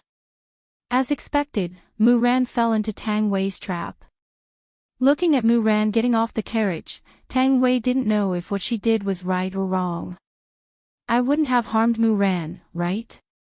Thinking about it, if Muran really liked Song Konghong, with Song Konghong's personality, he might not accept her, and Muran would be sad. In the future, it's better not to try and pull strings, and let nature take its course. Let's see if they are fated to be together or not, and I can't force it. Song Konghong was sitting cross-legged on a big rock at the side and seemed to be cultivating. Hearing the slight footsteps beside him, Song Konghong opened his eyes. Muran looked at Song Konghong's enormous body and thought back to last night. This body enveloped me, and at that time, it seemed to be very safe. Song Konghong, the wind here is strong, you should go and rest in the carriage. Cold wind would howl during the night in northern Liang, and it was indeed rather cold. Furthermore, this was a plain, and the wind was even stronger. After hearing Muran's words, Song Konghong shook his head and continued to close his eyes, seemingly not willing to pay attention to Muran. Muran felt that Song Konghong's behavior was normal. Thus, Muran didn't leave and sat on the other side of the big rock. Actually, when I was young, I didn't like to talk either. Muran said in a low voice while slightly looking at the starry sky. Song Konghong heard Muran's words, but he still remained silent. He even recalled that a long time ago, Yuhua had also been like this, speaking her mind to me. Since you don't like me, why are you speaking your mind? Could it be that I, Song Konghong, am just a listener? I am not willing to be a listener. Muran didn't know what Song Konghong was thinking in his heart, and he didn't feel any abnormalities. Muran seemed to be consoling Song Konghong, telling him to have confidence, and not to lock himself up. Some children don't like to play with me, and even my brother doesn't like to play with me. He said that I am a boring person. Muran laughed bitterly. My childhood is truly not that good. As I slowly grew up, there were indeed people who played with me. However, I know that they did it with an ulterior motive. As Muran spoke, the tone of his words seemed to have changed. Originally, he wanted to enlighten Song Konghong, but now, he was telling Song Konghong about his own matters. This kind of mutual deception is actually very tiring for me. Even when I was in Tianliang's sect, I didn't experience something like this. Because of a heaven's will, it seems that everyone's opinion of me has changed. If I had known that it would be like this, I wouldn't have gone to snatch that heaven's will. Muran paused for a moment. Why am I talking about myself? Didn't I want to enlighten him? I still haven't thanked you. Thank you for saving me last night. If it wasn't for you, I wouldn't be sitting here and talking to you right now. Thank you, you are really a good listener. Muran's last sentence made Song Konghong think of Yuhua. I remember that Yuhua had also said this sentence before. Song Konghong immediately jumped down from the big rock, then leaned against the bonfire and laid down. His meaning was very clear, I don't want to listen to you, and I don't want to be a listener. Muran didn't know why Song Konghong suddenly got angry. Could it be that he said something wrong just now? But it doesn't feel like he said anything wrong. Looking at Song Konghong, Muran pursed his lips and walked into the carriage. Tang Wei also heard what Muran said just now. She cursed Song Konghong in her heart. You have already lived for over 10,000 years, why are you still so childish? It's not like Mu Ran intentionally brought up your sad matters.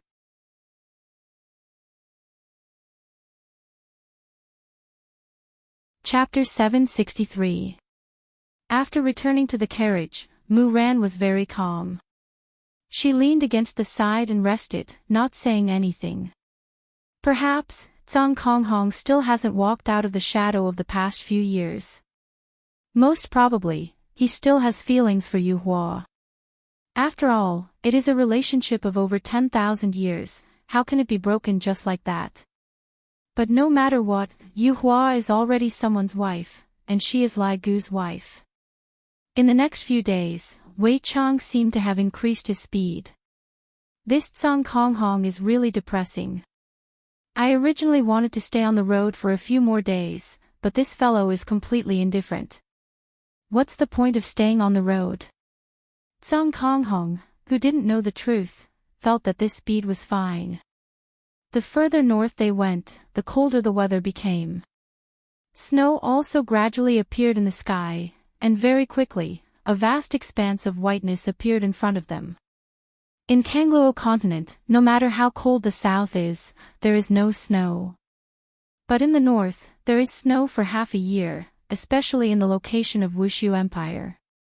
However, the endless snow scenery was not bad. Occasionally, pedestrians would appear on the road, and they were all honest villagers. When they saw such a luxurious carriage, they would first be shocked and then kneel on the snow. When the carriage disappeared, only then did they stand up. However, their pants were already wet from the snow. This was how it was in Kangluo continent. After more than 10 days of bumpy travel, they were about to reach Wushu Empire. Mu Ran pulled open the curtain of the carriage and observed the expressions of the pedestrians.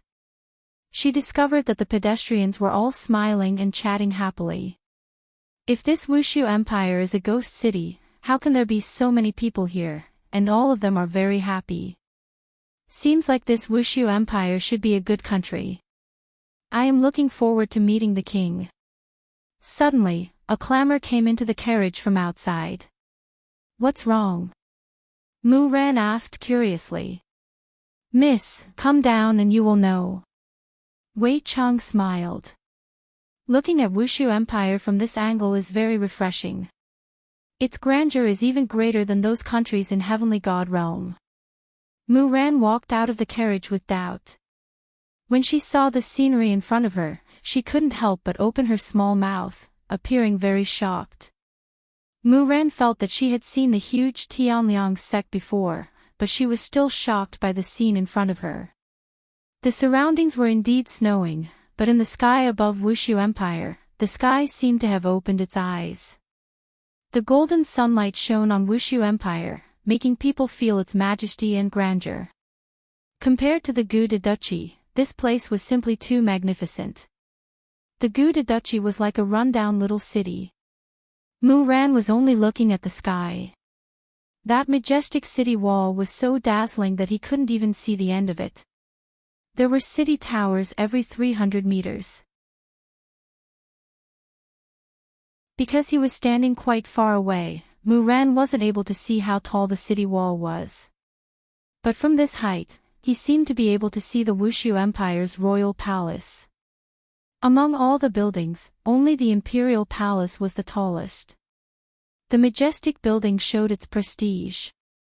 The entire imperial palace gave off a strong sense of oppression, as if it was warning everyone. Those who obey me will prosper. Those who oppose me shall perish.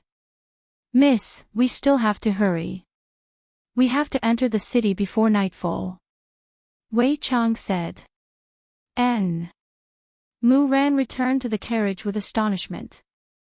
However, she was still looking at Voidless Empire outside the carriage. Suddenly, he had a thought. Even if he brought his troops here, would he have any chance of winning? This was not the Lingtai country of the past. This was a brand new country, Wushu Empire. However, at this moment, Mu Ran was starting to worry about this Voidless Empire. Would it attack other countries? From the looks of it, they are very powerful. The city seemed to be right in front of them, but in actuality, the city was still very far away. After about 2 hours passed, the city walls of Voidless Empire could finally be seen. Right now, Muran had already gotten off the carriage, and the astonishment on her face had yet to dissipate. Just now, when she was looking at the city walls from afar, they seemed to be normal. However, only when she got closer to the city walls did she discover.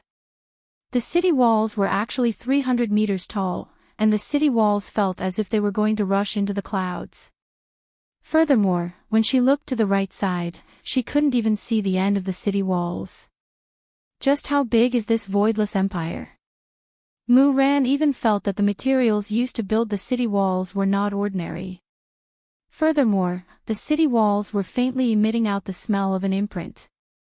Just that, the imprint was temporarily suppressed. If the imprint were to explode out, the imprint would be able to cause a lot of damage. If one were to encounter an invader and recklessly attack without understanding the situation, one would definitely suffer a huge loss. The golden city gates that were 100 meters tall caused Muran to be dumbfounded. Just how rich is this Voidless Empire? This is too extravagant, isn't it? Even the city gates are made out of gold. There were also the words Voidless Empire, which gave off a strong feeling of might. Everyone could only look up to it, and red flags were hung on both sides of the city gates. Looking at the hearts on the flags, Muran laughed lightly. Seems like the king here is a good person. This place has changed so much. Tang Wei, who was at the side, shouted out exaggeratedly. That's right. Wei Chang also began cooperating with Tang Wei. Muran observed for a while and felt that there weren't a lot of people entering the city. This place is so good, why are there so few people entering the city? Suddenly, an old granny who was passing by stopped her footsteps and said to Muran with a smile, "Little girl, you still don't know about this, right? It hasn't been long since Voidless Empire appeared, and we just received the news about it. Furthermore, Voidless Empire has 3 city gates, and this is the side gate." Side gate? Muran cried out in astonishment. The old granny nodded her head. The main gate is on our right side, and we will be there in about an hour. Muran, to be able to reach the main gate in about an hour, there should be another side gate at the side. Just how long is this city wall? It is indeed very long. For this reason, Yihua opened up 3 gates to welcome the residents. This city wall is too big, right? Muran said in astonishment. Little girl, Voidless Empire gives us a lot of benefits, we just have to pay a bit of money every month, and when we get old, we will get a pension and a lot of benefits. The old granny laughed a few times, then walked into the bright Voidless Empire. This was the first time Muran heard of such a thing. Pay a bit of money, and when we get old, we will be able to get a pension. This is very novel. The 4 walked to the bottom of the city wall, and Muran sized up the guards on both sides of the city wall. Whether a country's military strength was strong or not, one could look at the guards. However, these 2 rows of white armored warriors gave Muran a very strong feeling. That tall and straight figure of the white armored warriors was not moving at all, that pair of tiger eyes were staring straight ahead, and even all of the white armored warriors were breathing at the same time. However, no matter what, from these white armored warriors, it could be seen that this Voidless Empire is very powerful.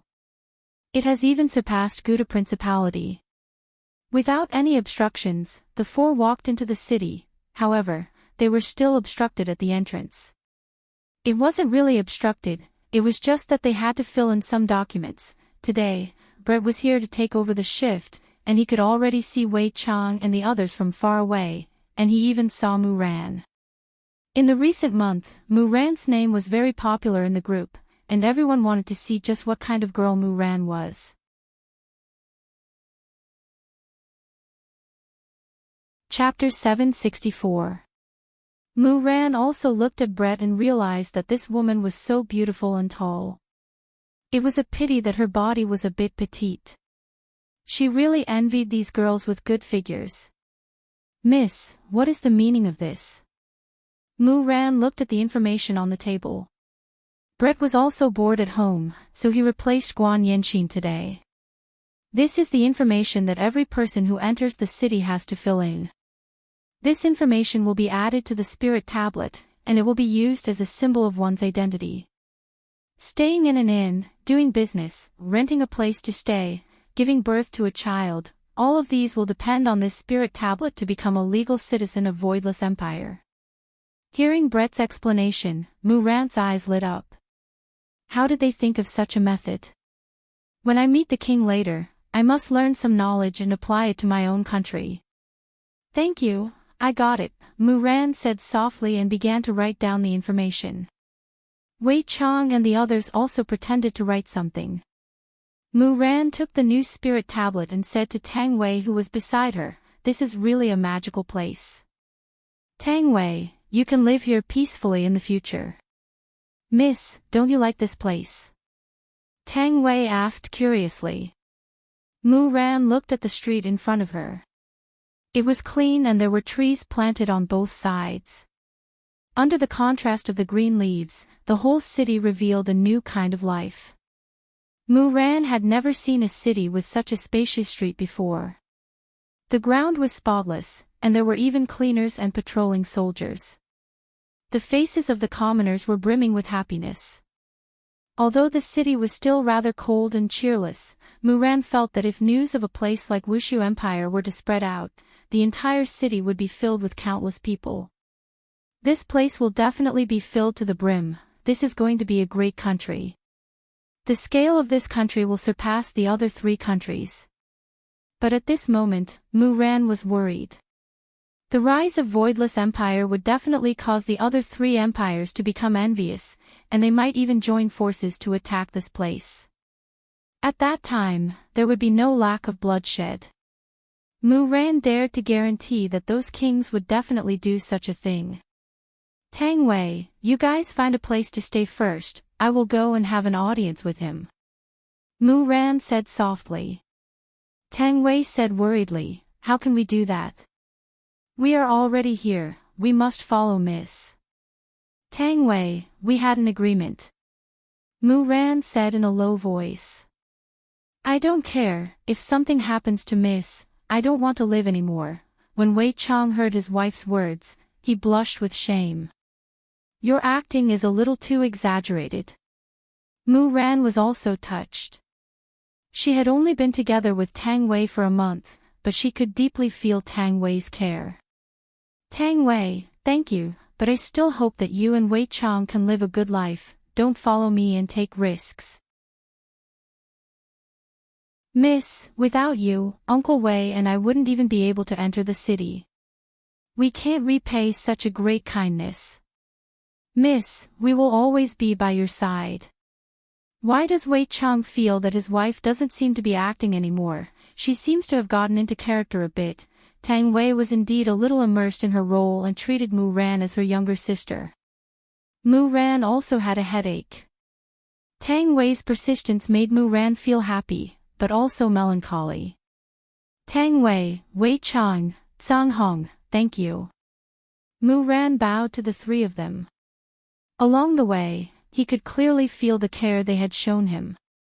Wei Chang had a good impression of the kind Mu Ran, so he smiled. Zhang Konghong appeared very normal and did not say anything. Mu Ran was already used to Zhang Konghong's personality and did not say anything. The 4 of them walked towards the distant imperial palace. Even if they were standing at the same spot, they would still be able to see the tall tower on top of the imperial palace. Under the illumination of the setting sun, the tall tower revealed a sense of solemnity. Mu Ran was clearly right in front of them, yet, they walked all the way until night fell. Once again, Mu Ran felt that the number of people in Wushu Empire was very small. Right now, Wushu Empire was completely relying on Mu Ran to gain popularity. After walking to the outside of the walls of the imperial palace, Mu Ran exclaimed in admiration.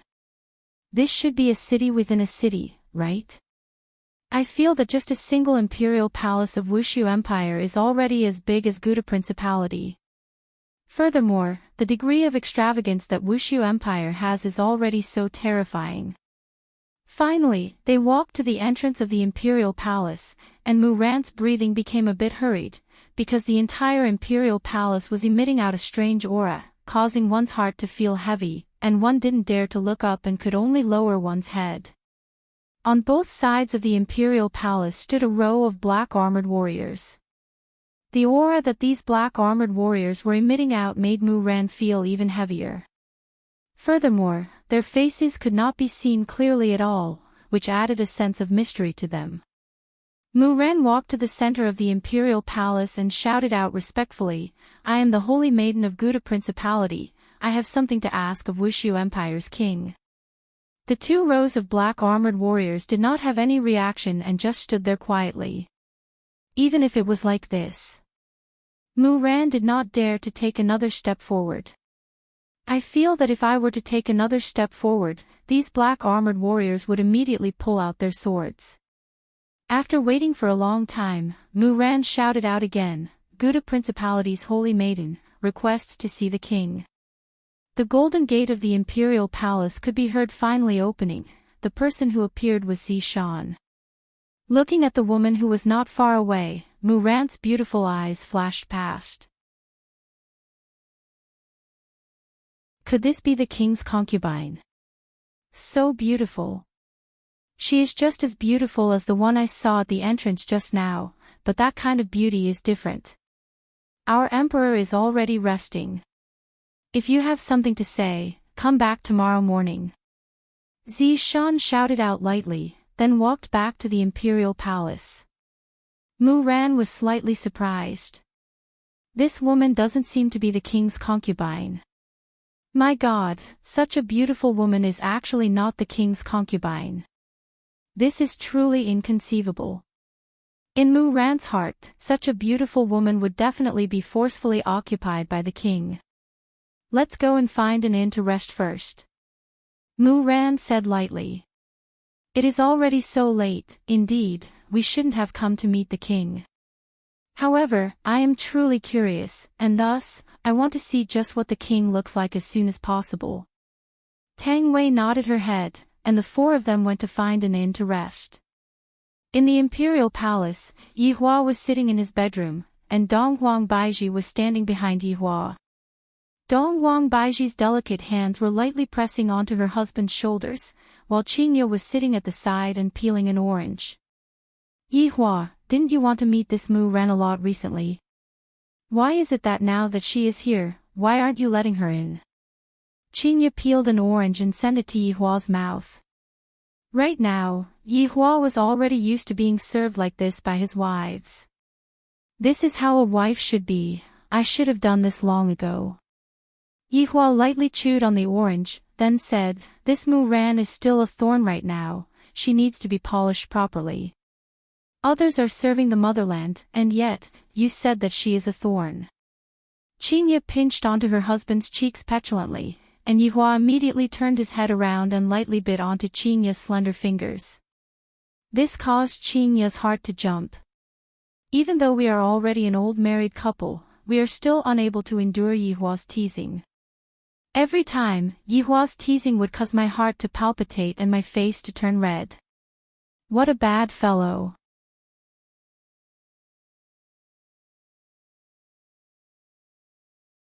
Chapter 765. Yi Hua slightly sucked on Qingye's finger, then said with a smile, "Think of a good show tomorrow and test this Mu Ran.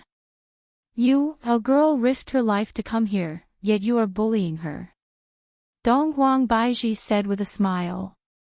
Yi Hua's gaze became serious, and he said in a low voice, "Since you risked your life to come here, then you should be prepared to die at any moment." Don't Qingye and Dong Huang Baiji know about Yi Hua's personality? They are thinking of ways to test Mu Ran and see if she can join the group. Yi Hua felt that right now, the number of people in the team was more or less enough. Thus, if anyone wanted to join the team, they would have to be the elites among the elites. There are still 2 idiots who are staying outside, and I have no idea what is going on with them. Perhaps, they might be able to bring me a bit of a surprise. Alright, let's go back and rest. After being bored for so many days, there is finally something going on. Yihua stood up, then pulled Qinya into his embrace, then pulled Donghuang Baiji into his embrace as well. It was obvious that he was preparing to roam free. Qinya and Donghuang Baiji were already used to it, and thus, they continued to let Yihua do whatever he wanted. Yihua, do you know what you look like right now? Donghuang Baiji said with a smile. Yihua hugged onto his wife and asked curiously, what does it look like? Qinya said sweetly, tyrant. Yihua went into a slight daze, then laughed out loud, all right. I like this title. Qinya, Donghuang Baiji, the arrival of Gu to Principality Saintess to Wushu Empire had caused quite a bit of a commotion. After all, Wushu Empire was also a vassal state of Gu to Principality in the past, and the reason why the Saintess came to Wushu Empire was most likely also because of this matter. However, seeing such a powerful voidless empire, all of the citizens seemed to believe that voidless empire would be invincible. The next morning, Muran woke up very early, because she planned to go to the imperial palace by herself. After all, this was a very dangerous matter. However, just as she arrived at the inn, Muran saw the three of them. Miss, where are you planning to go so early in the morning? Tang Wei curiously asked with a smile. Looking at the three people in front of her, Muran's eyes were a little red. She smiled and said, Sister Tang. After Tang Wei heard that, she became a bit absent-minded. Soon after, she smiled and said, Miss. However, Muran didn't know how powerful this sister was. If I acknowledge Tang Wei as my big sister, then Wei Chang will be my brother-in-law. What is Wei Chang? One of the 7 deadly sins, a direct subordinate of an honorable supreme. That was truly a position that was beneath only one and above all others. Thus, Muran's unintentional action seemed to be a direct ticket to the team. But that might not be the case. Because my current identity is all fake, everyone was lying to Muran. Muran looked at Song Kong Hong again and sighed softly. The 4 of them arrived at the palace gate again. This time, before Muran could say anything, the gates of the imperial palace had already opened. It's just that today, its soul separation, it was another beautiful woman. This caused Muran to be a bit confused. There are so many beautiful women in the imperial palace. If she isn't the emperor's, then who could she be? Just how beautiful is the empress? Muran is truly too curious, please follow me. Li Hun said lightly. He also saw the legendary Muran, and he gave off a feeling of closeness. Thank you, Muran said softly. Last night, Zishan had also rushed out to take a look at Muran. Everyone was very curious about what kind of girl Muran was. Walking into the imperial palace, Muran felt a sense of oppression. And as she walked deeper into the imperial palace, the sense of oppression became even stronger. Breathing became difficult, and even walking became difficult. Ordinary people wouldn't be able to feel it, but as a Heaven's Law's doer, Muran was able to feel the terrifying aura. Just who is the emperor of this place? Walking up the stairs, Muran seemed to be having a hard time, and sweat could be seen flowing down from her forehead. Li Hun, who was walking at the front, seemed to be very relaxed, and this made Muran feel that it was inconceivable. Just how strong is this girl? I, a Heaven's Law's doer, am having such a hard time, and yet, she is actually able to walk so easily. Tang Wei and Wei Chang were ordinary people, so there was no problem with their performance. However, Song Kong Hong was about to show off her acting skills. Learning from Muran's way of walking, it felt very weird. Furthermore, the stairs were not just ordinarily tall. If not, how could the height of the entire imperial palace be displayed? After quite a while, Muran finally stepped onto the top of the stairs and let out a breath. I'm a bit tired, it feels as if I just went through a battle. Li Hun walked into the palace gate and shouted out respectfully, My emperor. Gu de Principality's holy maiden has arrived. Let her in. Mu Ran heard a deep and steady voice coming out from the palace gate. Judging from the voice, it should be a man. In Mu Ran's heart, she thought that the emperor was an old man, and didn't expect that the emperor was a young man. My emperor invites you in. Li Hun looked at Mu Ran and shouted out faintly. Mu Ran nodded her head respectfully, then slightly lowered her head and walked into the palace gate. Tang Wei and the others followed closely behind Mu Ran. Just after walking into the palace gate, Mu Ran felt that the panic in her heart was magnified infinitely, and her body couldn't help but tremble. Looking at the stone bricks beneath her feet, she felt that it was very weird. Mu Ran, who was walking forward with her head lowered, did not look at the two sides, and also did not look at Yi Hua, who was sitting on the throne. Gu de Principality's holy maiden greets your majesty, long live your majesty. Mu Ran shouted out respectfully. However, Mu Ran only bowed down, while Tang Wei and the others who were behind her were all kneeling down. Audacious! Why are you still not paying your respects to our emperor? Li Gu shouted out according to the script. The current situation was very interesting. The Supreme Overlord brought along a group of subordinates and lied to a little girl. However, this smart little girl didn't know that everyone was just acting. Hearing Li Gu's words, Mu Ran suddenly calmed down. Paying my respects to the emperor is the etiquette of a subject. I am the Gu de Principality's holy maiden, and the person I pay my respects to is only the Gu de Principality's king. Impudent! Luo Ho shouted out coldly and immediately released a wave of pressure. Mu Ran immediately felt that the pressure on her back was very heavy, and her legs were unconsciously pressed down onto the ground. However, Mu Ran still had her dignity, and as a weak heaven's law doer, she risked her life to resist against the pressure. Yi Hua sat on the throne and watched quietly. Looking at the current performance, I barely passed the test. The Empress, who was sitting on the two sides. Qingye and Dong Huang Baiji's expression didn't change. This is not the time to speak, and there is no need to speak. However, towards the girl below, Qingye and Dong Huang Baiji were rather impressed. A weak little girl actually dares to barge into Wushu Empire, very formidable. The subordinates who were standing on the two sides couldn't help but nod their heads. Although the girl is a bit weak, her character is tough enough. Luo Ho immediately increased the pressure on Mu Ran, and Mu Ran's legs were no longer able to withstand the pressure. This pressure feels as if it is being released by my master, and my master is a powerful king.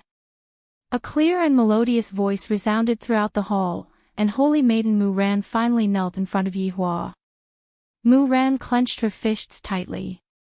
However, facing such a powerful person, there was nothing she could do.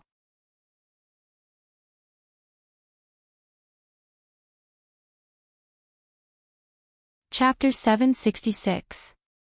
All of the subordinates were slightly startled. As expected of a girl with character, to actually dare to rebuke his honor, her guts are not ordinary. What? Do you have a problem with me? Yi Hua placed both of his hands on the dragon claws and asked lightly. Mu Ran, who was firmly pressed on the ground, said in a tender voice, "It's not that I have an opinion, I'm just disappointed." Yi Hua, Qingye and Dong Huang Baiji were almost unable to hold back their laughter. Who asked you to act cool in front of others? Look at what happened now, you are now unable to get out of this embarrassing situation. The group of subordinates remained silent. This seemed to have deviated from the script. They didn't expect Mu Ran to actually dare to say it. Raise your head. Yi Hua waved his hand and had Luo Ho release the pressure that he was exerting on Mu Ran. Mu Ran, who was kneeling on the ground, felt her whole body relax, but she still maintained her posture, as if she was very stubborn. This emperor wants you to raise your head. Didn't you hear me? Yi Hua said gravely. This Mu Ran indeed has a personality, she is actually not afraid of me at all. If it was someone else, they would have long been scared to the point that they peed their pants. This time, Muran did not resist. She slowly raised her head and saw the curious emperor. The first impression that Yi Hua gave Muran was, evil Qi. This man's appearance was indescribably stunning. His face seemed to be the product of meticulous sculpting. His handsomeness contained a unique beauty, and he was very young. This was different from the emperor he had imagined. And he also saw the empress. Although Muran didn't know who was the queen, she felt that they were the most beautiful women she had ever seen. Their beauty couldn't be described with words. She felt that such perfect women shouldn't exist. When the three of them sat on top, they were simply too compatible. Furthermore, Muran was also sizing up both sides with the corner of her eyes. There aren't any officials around. He also saw the three girls in the group. One of them was the one he saw at the city gate yesterday, the other one was last night, and the last one was the one who had just brought him in. Although they were also very beautiful, compared to the two women on the stage, they were still slightly inferior. Furthermore, there were actually two children in this group of people. The ones Muran saw should be Yi Zizi and Kai Yun. Their bodies were no different from children. There were even green and red, and scarecrows. And the undead. There were also many beautiful women. Just what kind of country is this? There are no officials, there are only this kind of people, so strange. Tell me, which part of you are disappointed in me? Yi Hua asked again. Muran let out a small sigh of relief. When I entered the city, the emperor admired you very much. Your system made this place very perfect. I thought that the emperor here should be a wise ruler. From your tone, it seems like I am not a wise ruler. Yi Hua asked back. Yes, perhaps you are a tyrant. All of Muran's subordinates sucked in a mouthful of cold air. This Muran's guts can cover the sky. He actually said that his honor is a tyrant. Qingye and Donghuang Baiji were a bit astonished. Just yesterday night, I said that Yi Hua is a tyrant, and I didn't expect that this Muran would be able to see through Yi Hua's true nature with just a single look. At this moment, Yi Hua laughed. This Muran, you have quite a good eye. To other emperors, they might be very angry that others said that. After all, tyrant was a derogatory term, but Yi Hua felt that this was a compliment to him. Because what she said was very right. I was a tyrant from the very beginning. I never wanted to be a wise ruler. This Muran was just like what Wei Chang said, courageous and smart. Your name is Muran? Yi Hua asked faintly. Yes. Muran replied, neither servile nor overbearing. Do you know that you have already committed a crime punishable by death? I know. Then why are you still saying it? I am just saying what I think. Muran said lightly, seemingly unable to hear the waves that were surging in her heart. Yi Hua laughed lightly, then his expression suddenly changed as he shouted out, men. Two black armored soldiers could be seen walking in from the door, then kneeled on the ground and shouted out respectfully, my emperor. Drag them out and behead them. Yi Hua waved his hand and said lightly. All of Yi Hua's subordinates were startled. This is already a serious deviation from the script. There is no such thing as this. Even Qingye and Donghuang Baiji looked at Yi Hua confusedly, seemingly saying, after waiting for so long, you are going to behead them? Yes. The black armored soldiers would definitely listen to Yi Hua. Meanwhile, Muran, who was kneeling on the ground, still appeared very calm, seemingly as if she had long expected that this would happen. The two black armored soldiers arrived at Muran, who was kneeling on the ground, and propped her up. Your Majesty, my family's young miss didn't mean to offend you. Your Majesty, please forgive her. Tang Wei hurriedly pleaded, thinking that this might be a part of his honor's performance. Yi Hua said faintly, behead them as well.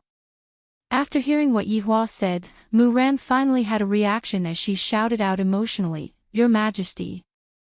This matter was caused by me, it has nothing to do with them. What's the point of you pleading for them? What qualifications do you have to plead with me, Gouda Principality's holy maiden? That is nothing more than a joke. Yi Hua said faintly. His expression was indifferent, no different from a tyrant. Mu Ran couldn't care so much, she immediately kneeled on the ground and shouted out, Your Majesty, they are innocent, if I had offended you in any way just now, please punish one of them. Holy Maiden. Then why didn't you think for them when you spoke just now? Don't you know what will happen if you anger me? And they will also be implicated by you. You only cared about your own words, have you ever thought about their comfort? You have disappointed me greatly. After what Yi Hua said, everyone seemed to feel that what Yi Hua said made sense. Meanwhile, Mu Ran, who was kneeling on the ground, looked blankly at Yi Hua, who was sitting on the throne. I have indeed neglected Big Sister Tang Wei and the others. What he said is right, I didn't care about their comfort, I only cared about myself. In actuality, this is human nature. Mu Ran isn't a real holy maiden, she didn't think that much, but Yi Hua grabbed onto Mu Ran's faulty wording and crushed the line of defense in Mu Ran's heart. Right now, Yi Hua was also a person who used his brain, he was no longer that skeleton who only knew how to fight and kill. With just a single sentence, Yi Hua crushed Mu Ran, to the point that Mu Ran started to doubt her own style. Holy Maiden Mu Ran, during this 1 month, I have heard of your deeds. You have been governing the country since you were very young, and you even have the title of a genius. You are the holy maiden in the eyes of the commoners, but after seeing you today, I feel that those are all rumors. You are very selfish, not caring about the life and death of others, am I right? Mu Ran had a blank look on her face, she was completely unable to refute Yi Hua. Right now, she didn't even dare to look at Big Sister Tang Wei and the others. Death is a kind of release for you. Yi Hua waved his hand, and the 2 black armored warriors lifted Mu Ran up again. In an instant.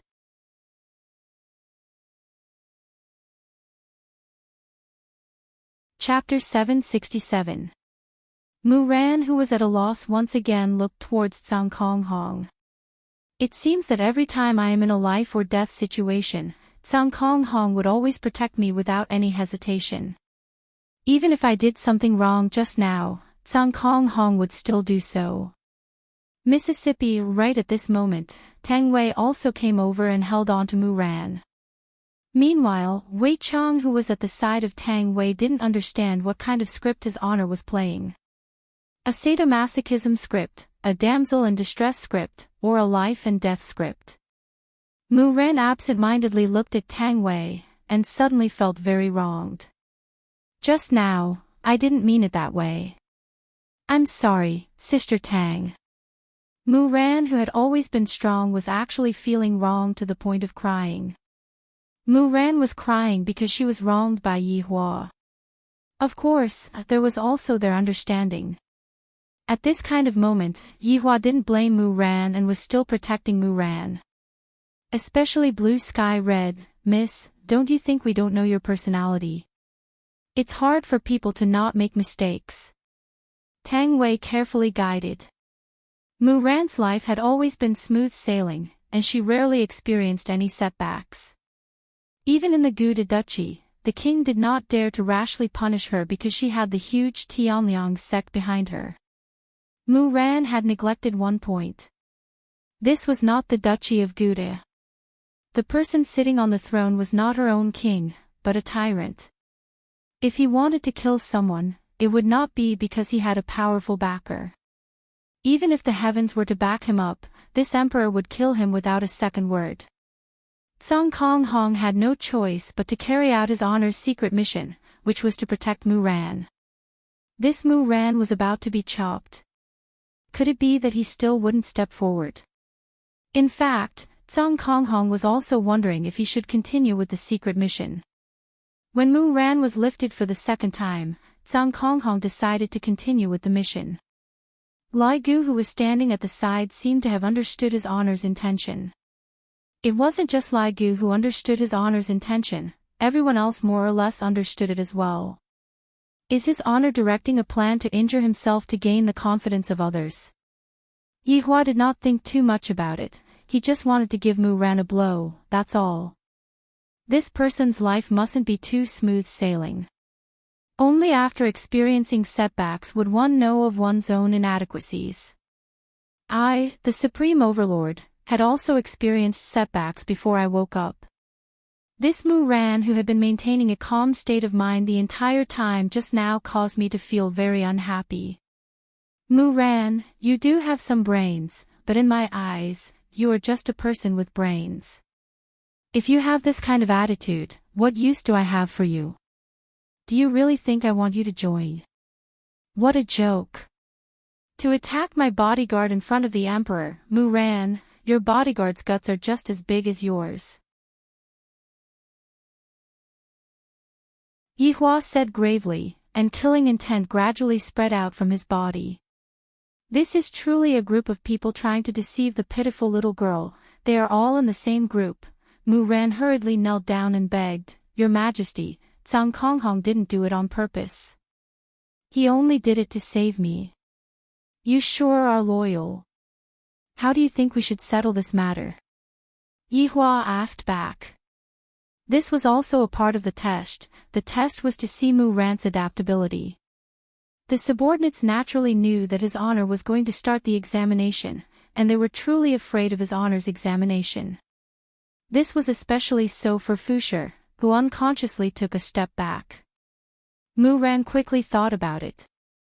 It did not matter to her, but how could she save their lives?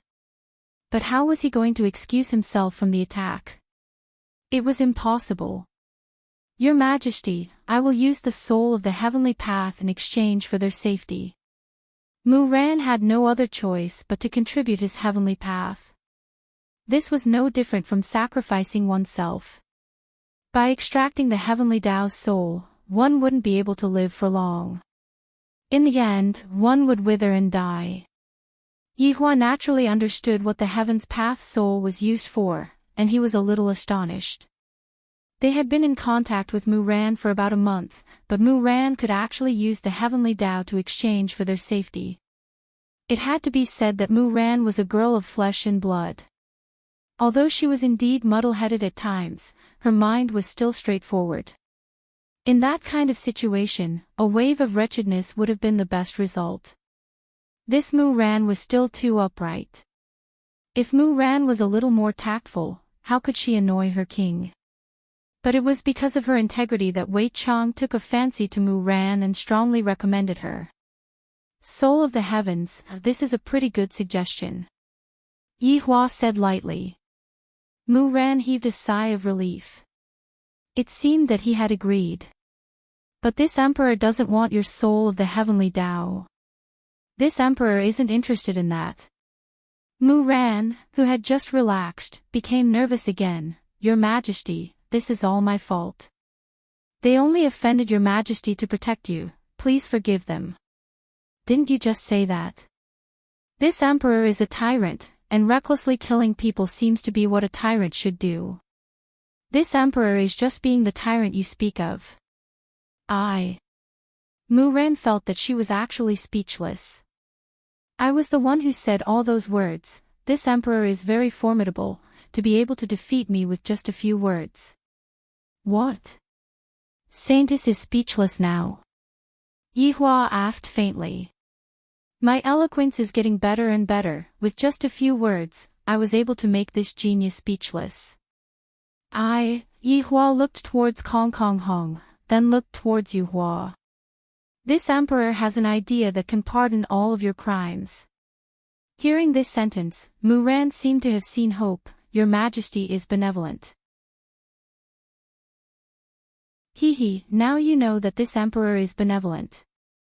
Just now, you even shamelessly boasted that this emperor is a tyrant.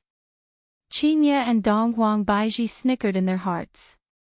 This Yi Hua is such a miser, scaring everyone to death. Mu Ran lowered her head and remained silent. I have learned a lot of things today. Seeing that this guard of yours is loyal and courageous, let's see how much he is willing to sacrifice for you. Mu Ran didn't understand. Yu Hua! Yi Hua shouted out. Yu Hua, who was in the group, went into a slight daze, then walked out and shouted out respectfully, Your Majesty. Your subordinate is here. Spar with this loyal and courageous man and see how loyal and courageous he is. Everyone was dumbfounded when they heard this. Let Yuehua beat up Blue Sky Red. This doesn't seem to be appropriate, right? Our relationship is already very stiff to begin with. If we do this, wouldn't it mean that we won't be able to contact each other even if we die? Right now, Yuehua didn't understand what His Honor was trying to do. There are so many people here, why did His Honor ask me to come out and spar with Tsang Kong Hong? The main point was, Tsang Kong Hong was only at the level of a doujia at the moment. This was clearly a death sentence, and Moonlight couldn't bring herself to do it. At this moment, Tsang Kong Hong was dumbfounded. He did not understand what His Honor meant by asking Moonlight to beat him up. I don't understand. Not only did Tsang Kong Hong not understand, even Qingye and Dong Huang Baiji did not understand what Yihua meant. In actuality, Yihua was trying to free the two of them from this stalemate. If there was no breakthrough, the stalemate between the two of them would never be resolved. Today, I'm going to make Tsang Kong Hong understand that this woman is no longer the woman that you imagined her to be. She was someone else's woman. She can hurt you. Don't have any more illusions.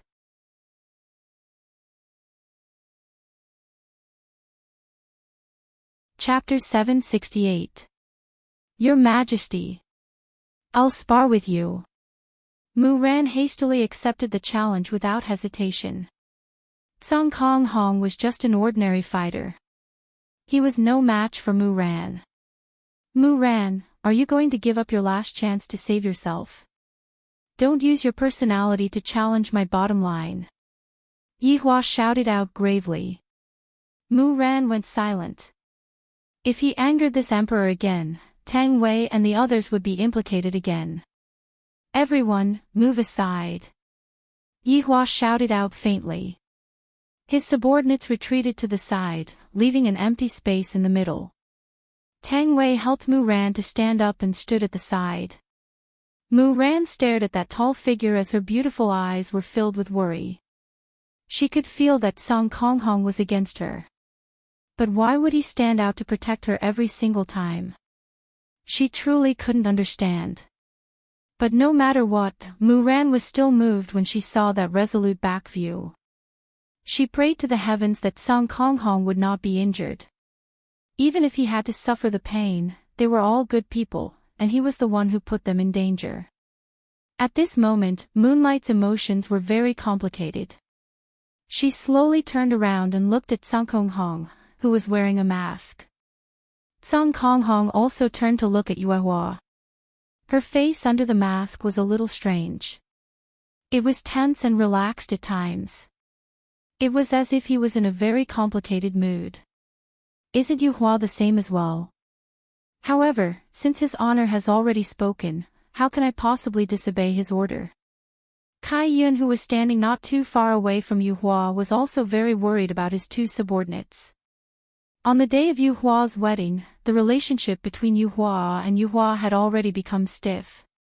And now, His Honor is lighting a fire on this relationship. Could it be that His Honor wants Tsang Kong Hong to completely give up on him? As the people involved, Moonlight and Sky Hong did not understand this logic. Seeing that Moonlight was just inches away from him, Tsang Kong Hong lowered his body slightly and got into an attacking stance.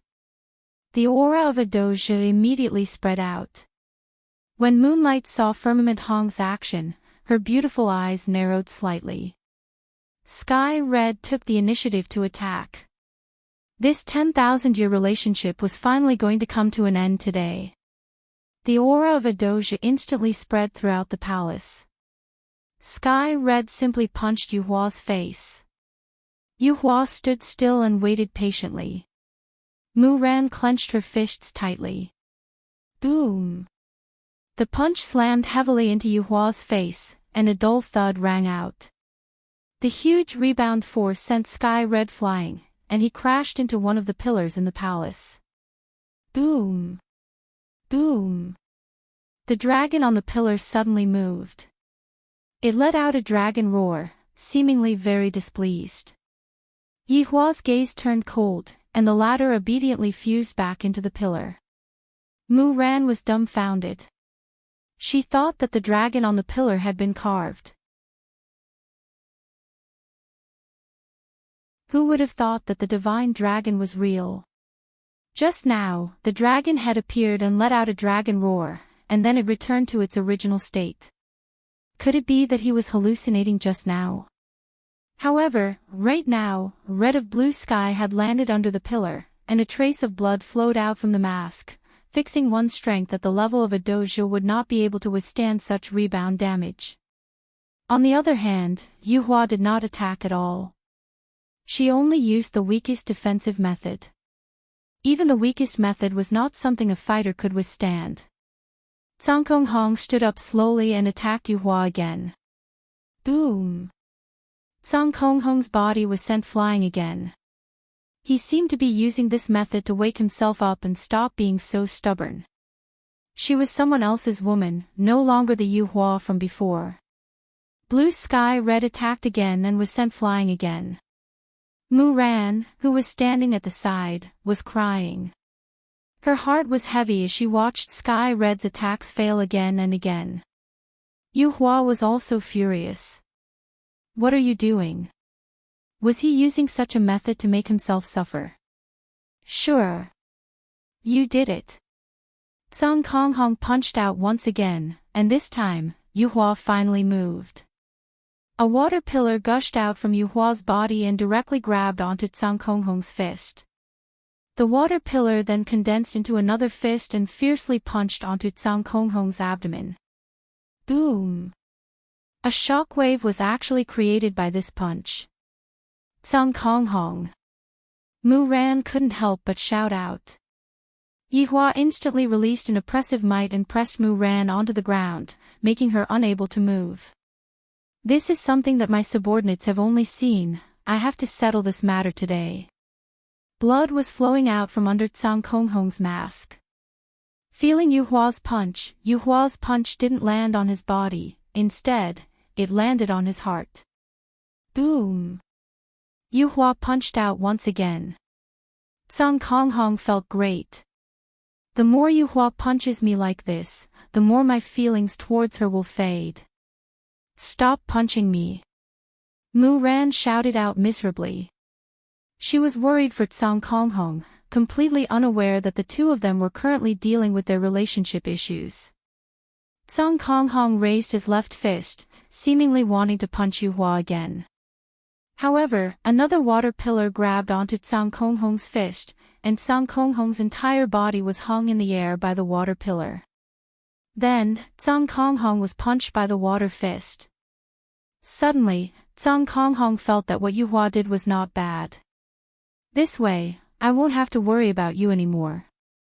Are you living well every day? Are you eating on time every day?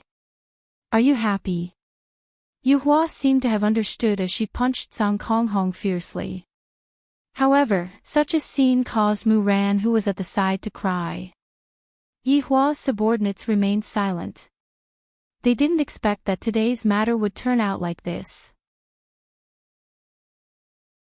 After punching out one last time and sending Cao Konghong flying away, Yuhua stood at her original spot and remained silent.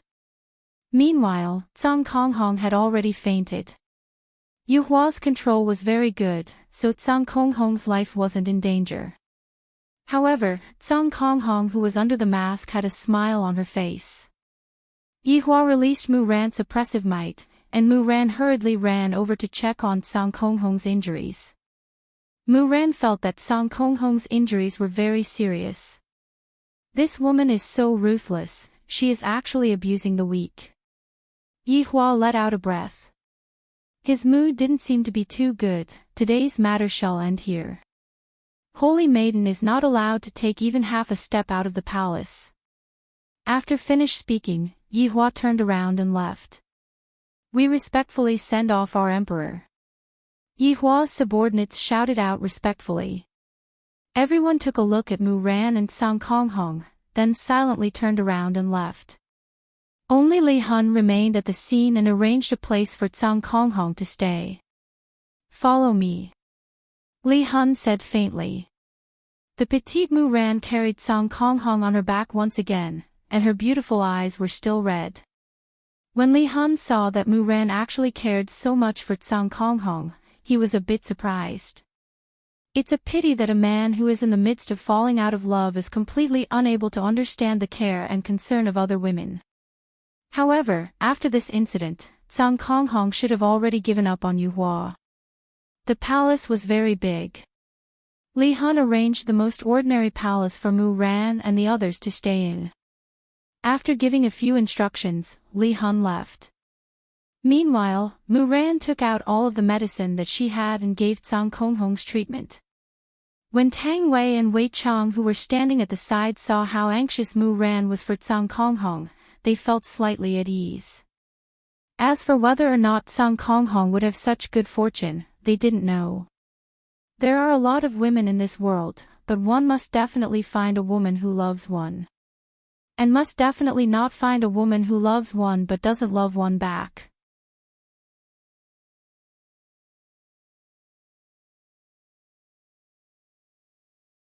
Chapter 769. Seems like Song Konghong has some luck with women. After getting beaten up by Yu Hua, he has Mu Ran taking care of him. What a lucky bastard. But many things can happen in a dozen days. For example, in Gouda Principality, King Feng Yongzhang was receiving 2 people from Tianliang sect. They were Mu Ran's senior brother and senior sister. Junior sister Mu Ran had only left the sect for a month, but 1.5 months had passed and she was nowhere to be seen, so she had no choice but to come down the mountain to look for her. After all, junior sister was a Heaven Dao expert now, and the sect took good care of her.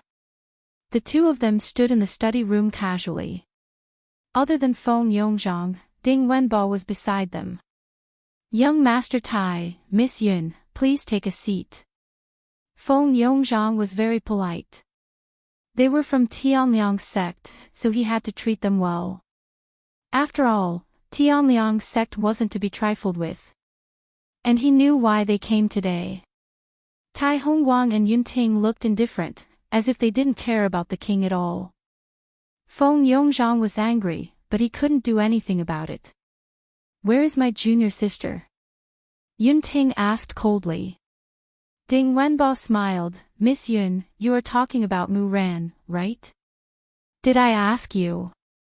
Yunting turned to look at Ding Wenbo. The latter instantly lowered his head and cursed in his heart. A dog that relies on its master's power. Miss Yun, Mu Ran isn't in Gouda Principality now. Feng Yongzhang smiled. Tai Hongguang said solemnly, Feng Yongzhang, what is Mu Ran's status now? You should know. If you hide her or have other thoughts, you should know the consequences. Why would I? I won't have other thoughts. Feng Yongzhang quickly said, but in his heart, he wished he could cut these 2 into pieces. Every time he saw these people from Tianliang sect, he wished he could flatten them.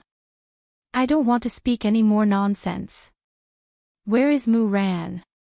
We are going to take her away. Tai Hongguang shouted coldly. It seemed that this man and woman weren't to be trifled with. Feng Yongzhang sighed deeply. Truth be told, Mu Ran went to Wushu Empire. Wushu Empire? Yunting was puzzled. Why hadn't he heard of such a country before? Yes, this empire used to be called Lingtai country.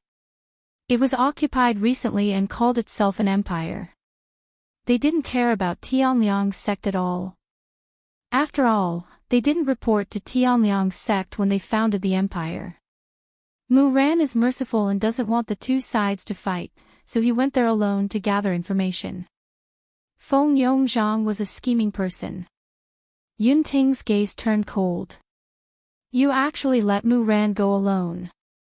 Muran's temper is very stubborn, she won't give in. Right now, it has already been a month, and there is still no news from Muran at all, I'm afraid. Feng Yongzhang's face was filled with worry, seemingly as if it was real. It's already been a month. Tai Hongguang growled. There had been no news of his junior sister for a month. This was probably not a good thing. After all, junior sister was now a heavenly law doujia. Feng Yongzhang nodded and said in a deep voice, I watched Muran grow up. I won't let this matter rest. I've been making arrangements for sending troops these few days. Tai Hongguang and Yunting took a look at each other. Right now, finding junior sister is more important. What is there to be afraid of for a small empire? Without saying anything, the two walked out of the study room and flew into the sky. After seeing the two left, Feng Yongzhang snorted coldly. What kind of joke is this?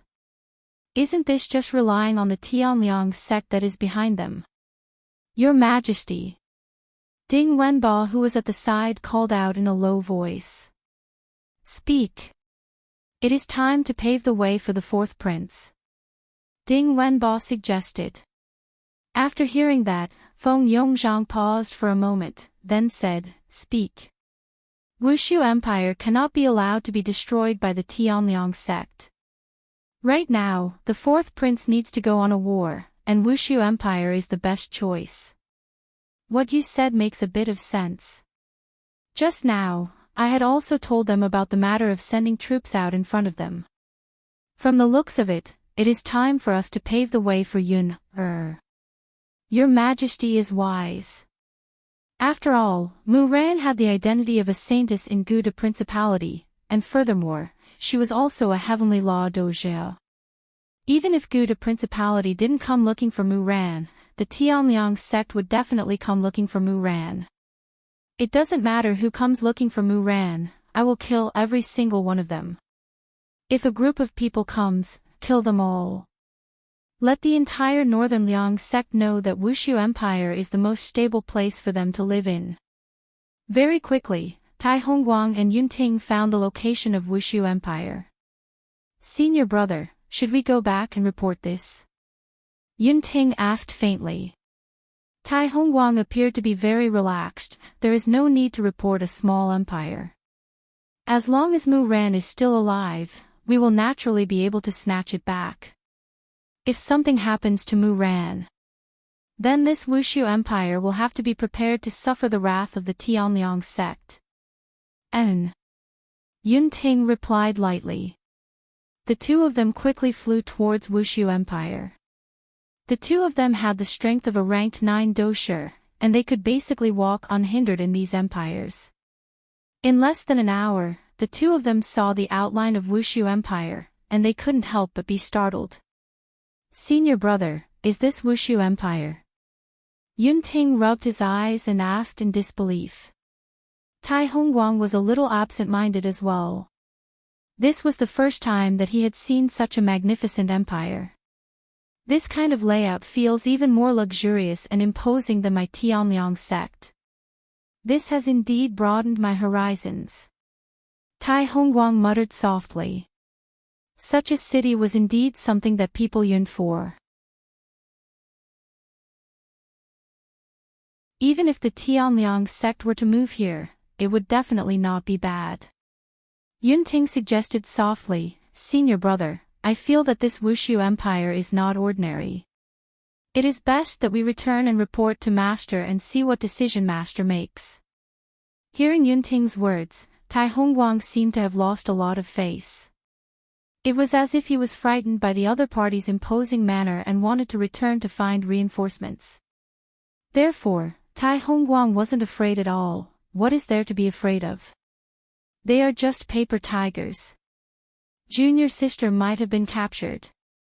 Yunting paused for a moment and took a deep breath, then let us find junior sister first. Junior sister is definitely locked up in the palace now. If we directly fly to the palace to snatch her back, we might not even need to snatch her back. When they hear us say our sect, they might be scared witless. Tai Hongguang seemed to be very confident. Actually, as long as they went to other empires, the other party's king would be scared stiff and wouldn't dare to say anything. This was the strength of the Tianliang sect. In the northern Liang sect, they were the sky. Yunting also seemed to have been influenced by Tai Hongguang and felt that what his senior brother said was right. With such a powerful Tianliang sect backing them up, what was there to be afraid of? Therefore, the two of them directly flew towards the palace. But in Wushu Empire, flying was forbidden. Anyone who dared to fly into Wushu Empire would be killed. Tai Hongguang and Yunting didn't understand and flew towards Wushu Empire without any thoughts. Only after flying did they realize that Wushu Empire was indeed magnificent.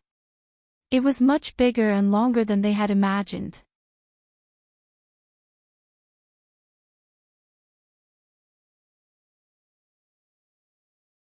Chapter 770. Suddenly, the two of them were blocked by 4 figures. 4 white-armored warriors stood in the void, looking at the two of them with killing intent. Tai Hongguang and Yunting were slightly surprised. This was the first time he had seen a country's guard have the ability to fly. This was an ability that only a dosher possessed. Could it be that all the guards in this country were at least dosher? That was impossible. Furthermore, there isn't any fluctuation of do qi on these 4 people. How is this possible, senior? Yunting murmured, clearly asking what they should do. Tai Hongguang felt ashamed. He was actually blocked by a small empire. Tai Hongguang's hand condensed, and a long sword appeared in his hand, giving off an unbreakable aura. Meanwhile, the commoners that were entering the city looked towards the sky in puzzlement. They were able to see the sky, but they were only able to see 6 little black dots. Was this an intruder? To think that the guards of the Voidless Empire could actually fly into the sky. That was way too frightening, wasn't it? He wondered if they would be a match for those 2 people.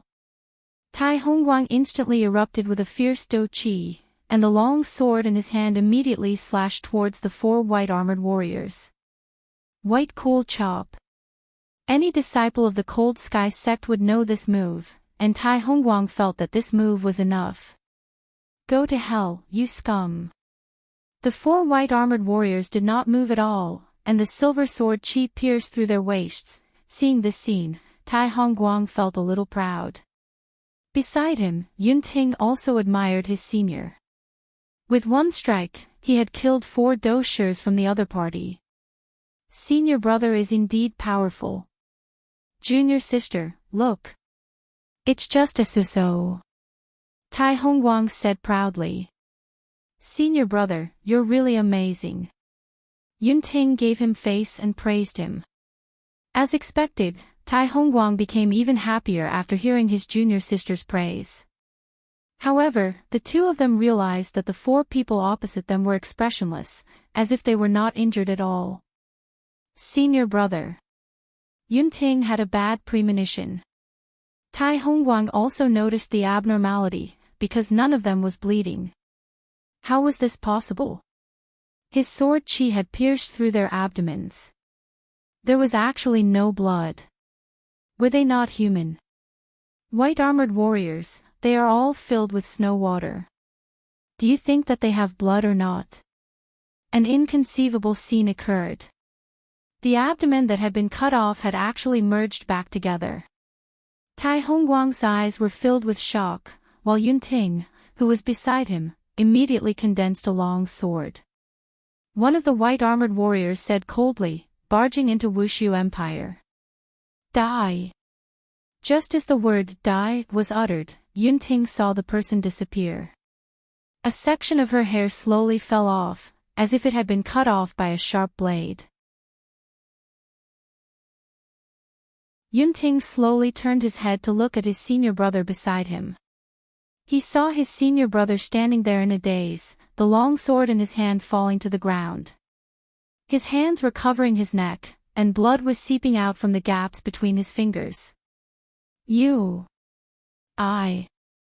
I am God. Yunting looked at his senior brother blankly, and before he could even finish speaking, his head slid off, and his entire body also fell onto the ground. Yunting could not help but shiver. He gripped the long sword in his hand tightly as he looked at the 4 white-armored warriors in front of him. They were definitely not doshirs. Senior is a 9th grade doshir. It could instantly kill a 9th tier doshir. Their strength was definitely above that of a doshir. How was this possible? The guards at the city gate were actually doshir. This was simply unprecedented. Junior sister actually went to such a place alone. She must have a slim chance of survival. And me. Even my senior brother was stronger than me, and he died. Seems like it will be hard for me to escape death as well. No. I cannot die. I have to report what happened here to the sect. Yunting could be seen waving her sword, then without any hesitation, she turned around and ran. Her speed was so fast that it seemed as if her house was on fire. The 4 guards watched as Yunting ran away. One of them moved slightly, then shrunk back, as if he had received some kind of order. Soon after, he disappeared from the sky, dealt with the corpses on the ground, then continued to stand guard. Trespassing into Wushu Empire. Die. As for letting Yunting go, it was to let her go back and secretly report. Waiting for Tianliang's sex revenge. Yihua had already received Yuhua's report. I didn't expect that Tianliang's sect would come looking for me first. Regarding Yuhua letting one of the guards go, Yihua praised her, which made me very happy. Yihua had a feeling that there was going to be a good show to watch soon. As long as Mu Ran stayed here, they would find all kinds of excuses to attack Wushu Empire. After all, Wushu Empire was too luxurious, and many people wanted to take it for themselves. This was the human heart, it could never be satisfied. Right now, Mu Ran was taking care of Tsang Konghong. This time, Tsang Konghong was indeed beaten up quite badly by Yuhua, to the point that he couldn't even take care of himself anymore. Mu Ran didn't dislike Tsang Konghong at all. Although she was a little embarrassed at the start, Tsang Konghong had saved her time and time again, so no matter what, I have to treat him well. After going through Yuhua's abuse, the weight in his heart had lessened by a lot, and he didn't miss Yuhua as much as before. However, a new problem came. This little girl. She actually saw me naked. And even wiped my body. My body, I have completely lost all my face. Open your mouth, eat. Mu Ran slightly wrinkled her brows, and her tone was filled with anger.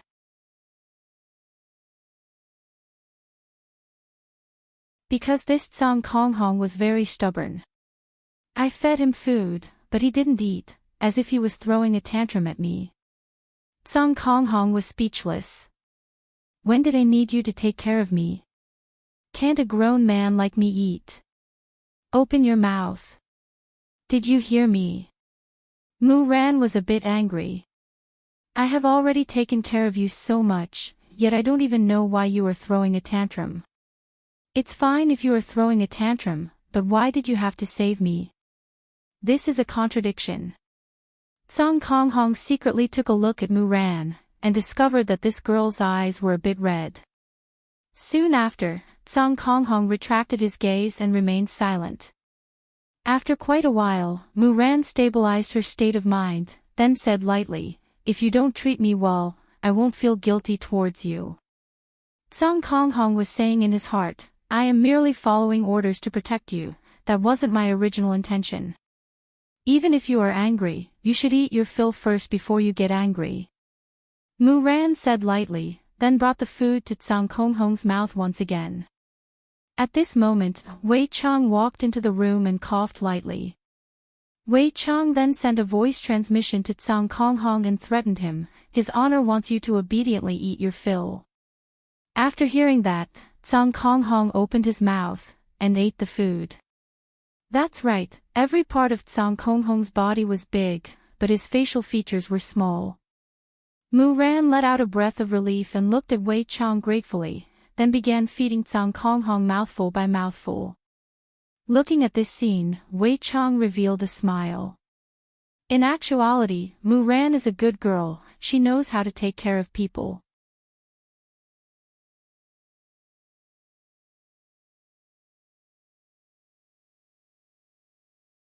Chapter 771. Tang Wei, who was standing outside, called Wei Chang out, then looked at the two people on the bed and asked, "Uncle Wei, do you think they have a chance?" "I don't know," Wei Chang said lightly. Right now, it could only be said that Mu Ran had a good impression of Cao Konghong. However, Cao Konghong doesn't seem to have any feelings for Mu Ran, she hasn't even eaten for the past few days, she is so stubborn and wants to save face. She even brushed past Yuehua. Could it be that Mu Ran also wants to save face and let others leave in anger? I feel that Mu Ran has been very gentle these past few days, look at Mu Ran's gaze. TSK, she has completely fallen in love with her. Tang Wei laughed lightly. Look at the current Mu Ran, when she was feeding Cao Konghong, her beautiful eyes were filled with tenderness. The most important thing was, Mu Ran didn't dislike Cao Konghong for being ugly, this was a very big problem. After all, Cao Konghong's face was indeed too horrible to look at, normal people wouldn't be able to take it. Cao Konghong risked her life to save Mu Ran twice, as long as it's a kind-hearted girl, she would be touched. Wei Chang had his own opinion. In this Kangluo continent, girls were rather traditional. It was very normal for girls to devote themselves to someone when they couldn't return the favor. It's a pity, look at that Cao Konghong, she doesn't seem to have any feelings for Mu Ran. Tang Wei said helplessly. Right now, Mu Ran has already lowered herself, as long as Cao Konghong is slightly more attentive, Mu Ran definitely won't be able to run away. Where else can I find such a considerate wife? Wei Chang shook his head. Cao Konghong and Yuehua just broke up, how can she fall in love with someone else so quickly? That's true, it's just that pitiful Mu Ran, if I knew this would happen, I wouldn't have tried to pull strings with her. Wei Chang poked Tang Wei's forehead, it's better for you to mind your own business. If you are capable, give me a child. Right now, in Guda Principality, Feng Yongzhang was currently talking to his son, Feng Yun, regarding the attack on Wushu Empire. Father, don't worry, your son will definitely return victorious. Feng Yun was very confident, his first general seemed to be about to appear, and as long as he obtained a high-level general, he would be able to sweep through everything. If he got a character like Daji, he would be even more awesome. Feng Yongzhang thought very highly of his fourth brother. He patted his son's shoulder and said, Yuner, father is waiting for your triumphant return. When the time comes, I will set up a banquet for the entire imperial city and the entire country will celebrate. I won't let you down. Emichim, good. However, according to the news from our scouts, the city walls of Voidless Empire are very tall. Is 100,000 soldiers enough? Do we need more? Feng Yongzhang was also a little worried. After all, this was OL4's first battle. If he failed, others would laugh at him. So, he must not fail this time. He could only win. Feng Yun cupped his hands and said, Don't worry, Imperial Father. 100,000 soldiers are enough. When the time comes, I will take down the head of Wushu Empire's emperor for Imperial Father to see. All right. Imperial Father will be waiting. After a pause, Feng Yongzhang continued, If you run into people from the Cold Sky sect, be careful. Imperial Father, I understand. And then go and prepare. We'll set off tomorrow. Yes. Gongzheng cupped his hands and retreated. Then, he walked out of the study, his face brimming with confidence. Destroying the Wushu Empire was the first step in his conquest of the Kangluo continent. Then, he must do it beautifully. At this moment, outside the Gu de Duchy, hundreds of thousands of soldiers had already started to gather. It was a black mass of people. Everyone's face was filled with battle intent, and their aura was extraordinary. As for the powerful Gu de Duchy, this was only 1/10 of their military force. This was Feng Yongzhang's practice for his son. As for whether all of them could return alive, that would depend on their own abilities. On the other side, Yun Ting, who was escaping in a hurry, was so scared that her face turned pale. She was curious why they didn't chase after her to kill her. Although she was confused, Yun Ting didn't think too much about it. Now, she could only rush to the Cold Sky sect and report this matter to her teacher and sect leader. This voidless empire was very scary. Even the guards were dodeshers. So scary. After forcefully using Do Qi to support her flight for a day, Yun Ting finally saw the Cold Sky sect. The huge pressure disappeared at this moment. It was as if she had seen her mother. Instantly, she became weak and fell at the foot of the mountain of the Cold Sky sect. The entire Cold Sky sect was located on top of a towering mountain peak. The size of the mountain was extremely huge. It seemed as if there was some kind of life being nurtured within it. Many buildings were constructed around the mountain peak, and from time to time, human figures could be seen walking around. Yun Ting's teacher was also an elder and was a well-known person in the Cold Sky sect. And the news of Yun Ting fainting at the foot of the mountain spread very quickly. Did you hear? Senior Yun fainted at the foot of the mountain today, and her corpse was picked up by a junior who was passing by. Of course I heard about it. The entire Cold Sky sect knows about it.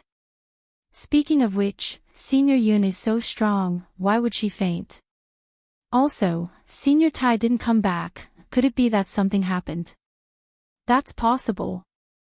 Otherwise, Senior Yun wouldn't rush back like this. She definitely has something to report. Hearing what you said, I feel that something big is going to happen. Sigh, maybe. But I am just curious. In this Cold Sky sect, who dares to offend my Cold Sky sect? They are really courting death. Indeed, some people are just tired of living and are looking for excitement. In Yun Ting's room, there were 3 people standing. 2 males and 1 female. One of them who had white hair was the Cold Sky sect master, Lan Gu. This person had silver hair and wore a green robe. There wasn't any pendant on his body, but that old face of his gave off a strong aura, making people not dare to act rashly. Standing at the 2 sides of the room were 2 middle-aged men and a woman. The man's name was Ma Ji, and he was an elder. The woman was Mu Ran's teacher, and her name was Fang Meiying. Although she was already middle-aged, she still retained her charm. Sect Master, Yun Ting just fainted due to exhausting all of his duqi, he should be fine. Fang Meiying said lightly. Lan Gu slightly wrinkled his brows, and his lower jaw slightly moved. I want to know why. Ma Ji nodded his head and injected a strand of duqi into Yun Ting's body. Yun Ting, who was lying on the bed, his face slightly reddened, as if he was alive again. I asked them to go down the mountain to look for Mu Ran. Why did he become like this? Also, why didn't Tai Hongguang come back? Fang Meiying said tenderly, and with a concerned gaze, she looked towards Yun Ting, who was lying on the bed. Let's ask Yun Ting later, and we will know what happened. Ma Ji, who was at the side, said softly, and his face was filled with confusion. Lan Gu took a deep breath, looking at the situation. They should have been attacked. I am afraid that Tai Hongguang is already dead, and Yun Ting also ran back to report the news. He is so tired that his duqi is completely exhausted.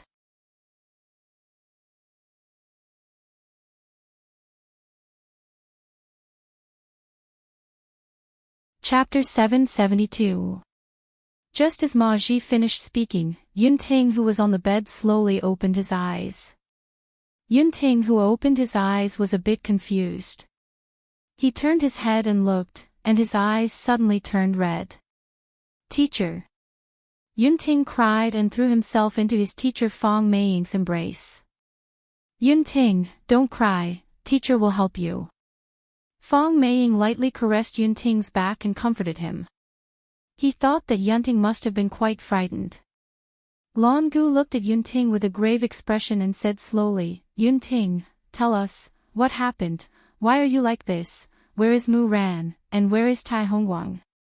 Yunting stood up from his teacher's embrace and said while choking with sobs, "Sect Master, Senior Martial Brother was killed, Junior Martial Sister Mu Ran was also captured." Hearing Yunting's words, the three's expression turned gloomy. "I didn't expect that someone would really anger Tianliang's sect. What guts! Not only did they kill Tai Hongguang, they even kidnapped someone from the Heaven's Law. Who is it? Who dares to do this?" Ma Ji questioned angrily. For so many years, Tianliang's sect had always been the symbol of authority. I didn't expect that someone would dare to trample on this authority. Do they want to die? It's a place called Wushu Empire. Thinking of those 4 white-armored warriors, Yunting trembled slightly. That kind of fear was spreading in his heart, and it would accompany him for his entire life. Wushu Empire. Lan Gu was puzzled. "I don't recall hearing about this place in northern Liang." Yunting nodded. "Yes, Wushu Empire occupied the former Lingtai kingdom and transformed it into a majestic city. Guda Principality originally wanted to take it back, but Junior Martial Sister Mu Ran was kind-hearted.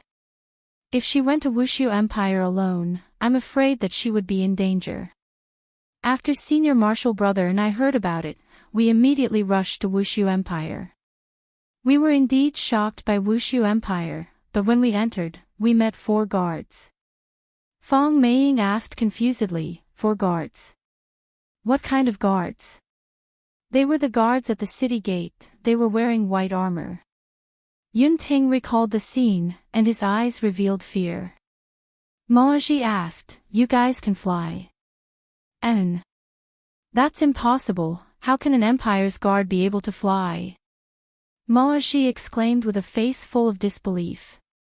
Lan Gu, who was at the side, was also slightly surprised and listened quietly.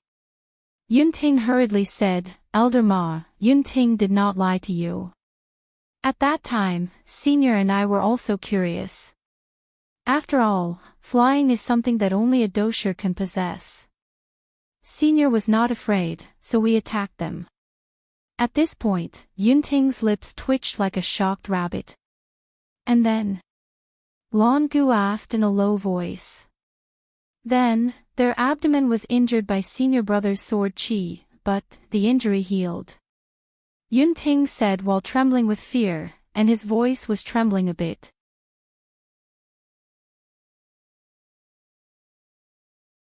This sentence shocked the 3 of them. This was the first time they had heard of such a healing method. It was illogical. Yunting continued, "One of them was very fast. I didn't even feel anything before he beheaded my senior brother. Instant kill. The other party had actually instantly killed a 9th-tier dosher. How was this possible?" Even Lan Gu's expression changed. A city gate guard of an empire was able to instantly kill a 9th-tier dosher. Impossible. Then how did you escape? Ma Ji asked curiously. Yunting cried and said, "I also don't know. At that time, I knew that I wasn't their match, so I turned around and escaped. They didn't chase after me." Fong Meiying let out a breath and said softly, "All right, rest for a while. Leave the rest to us." "Teacher, that place is very evil." Yunting grabbed onto Fong Meiying's hand and said softly. Fong Meiying nodded her head and followed Lan Gu out of the room with Ma Ji. The 3 of them stood outside. Lan Gu stood with his hands behind his back and looked at the vast northern Liang land. "What do you guys think?" Lan Gu asked indifferently. Ma Ji cupped his hands and said, "Sect leader, I feel that what Yunting said is true. But those 4 guards might not be real guards. What do you mean? Lan Gu asked indifferently. I guess that those 4 guards are definitely experts in disguise and are bluffing. Ma Ji said in a deep voice. This kind of deduction was indeed possible. Sect leader, what Ma Ji said is not without reason. What the other party did is to make us fear them and be cautious. Fang Meiying said softly. Lan Gu let out a deep breath after hearing, our Tianliang sect is a big sect in northern Liang.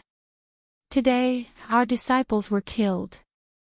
Heaven's disciple was even captured. If such news were to spread, where would our Tianliang sect's face be? Seems like our Tianliang sect has not displayed our strength for too long. Let the world forget about our Tianliang sect's prestige. Along with Lan Gu's words, a majestic aura spread out. Fang Meiying and Ma Ji shouted out respectfully, Sect leader, we are willing to fight. Let the enemy pay a painful price. Let the prestige of our Tianliang sect rise. All right. Tianliang sect has 1,000,000 disciples. I order the 2 of you to lead 100,000 disciples each and let the world see the consequences of provoking our Tianliang sect. Yes. Yes. Fang Meiying and Ma Ji both accepted the order and went to make various arrangements. Meanwhile, Lan Gu returned to the summit of the mountain and looked at the horizon with his brows slightly knitted. On the national highway of Guda Principality, 100,000 soldiers were already advancing towards Wushu Empire. At the very front of the army, Feng Yun sat on a white warhorse. The warhorse's body was wrapped in silver armor, and it looked quite imposing. Together with the silver armor on Feng Yun's body, it was done in one go, and his bearing was extraordinary.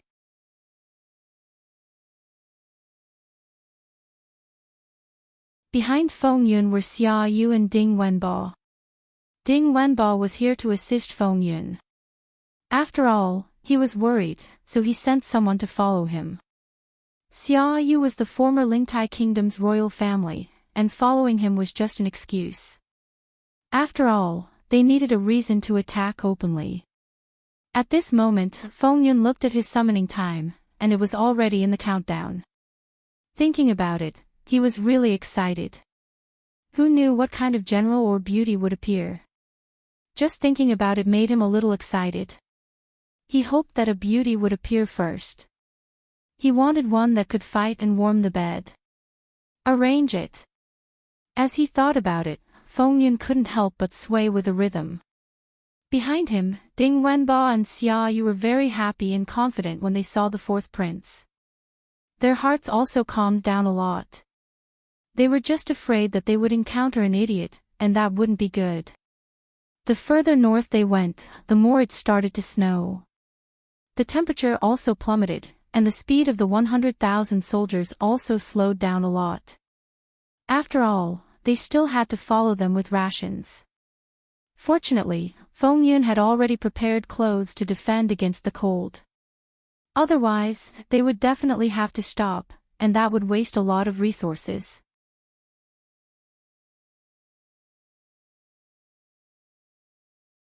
Chapter 773. He wished he could kill his way over right now, cut off everyone's heads, and hang them at the city gates as a demonstration. This was the result of provoking my Cold Sky sect. 2 groups of people were attacking Wushu Empire. Looking at their speed, the people from Guda Principality should be the first to arrive. After all, they were a lot earlier than Wushu Empire. However, Tianliang sect had battleships. 10 battleships were carrying 200,000 disciples, and they were heading towards Wushu Empire. This scale was much larger than the Duchy of Gude. Even the disciples with the lowest level of cultivation were Dojia. Right now, Yi Hua was currently having an affair with his sister-in-law, and recently, he fell in love with this kind of feeling. Brother-in-law, does it feel comfortable? Qing Yutong asked coquettishly as she lightly caressed onto Yi Hua's abs. I really love it so much that I can't bear to let go of it. I wonder if big sister has ever touched my abs like this before. Yihua patted onto Qin Yutong's perky butt. Yutong, your martial arts are getting more and more profound. Didn't Yutong want to make brother-in-law happy? Yutong is still the one I like the most. Yihua felt very comfortable. Being served by his sister-in-law was especially comfortable. This was something that Qin Ye and Donghuang Baiji were unable to achieve. Qin Yutong pouted her small mouth and said, "Brother-in-law, then can you let Yutong feel comfortable as well?" Yihua raised Qin Yutong's beautiful face and asked curiously, "How do you want to feel comfortable?" "Brother-in-law, you are playing with Yutong again, you know it." Qin Yutong was extremely bashful, she felt very shy. "Yutong, then beg me." "Brother-in-law, you are so bad." Qin Yutong thumped onto Yihua's chest with her small fists, causing Yihua to feel great. Qin Yutong is just this charming, this kind of temperament that cannot be found on Qin Ye and Donghuang Baiji.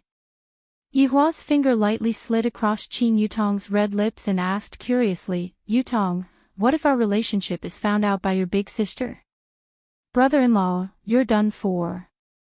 Yihua, brother-in-law, forced himself on Yutong. Yutong couldn't resist at all. Woo! Yihua couldn't help but smack onto Yutong's perky buttocks. "Yutong, you've become more daring." "Brother-in-law, it hurts." "You still know pain. You should reflect deeply on your actions."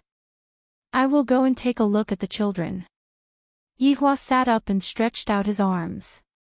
Qin Yutong pouted her small mouth and stood up. With her beautiful body exposed to the air, Qin Yutong carefully helped Yihua get dressed. "Brother-in-law, it's a promise. Next time, you must make Yutong comfortable." Yihua pinched onto Qin Yutong's little face. "All right, I will let you feel comfortable next time." "Really?" Qin Yutong was originally joking, and she didn't expect that her brother-in-law would actually agree to it.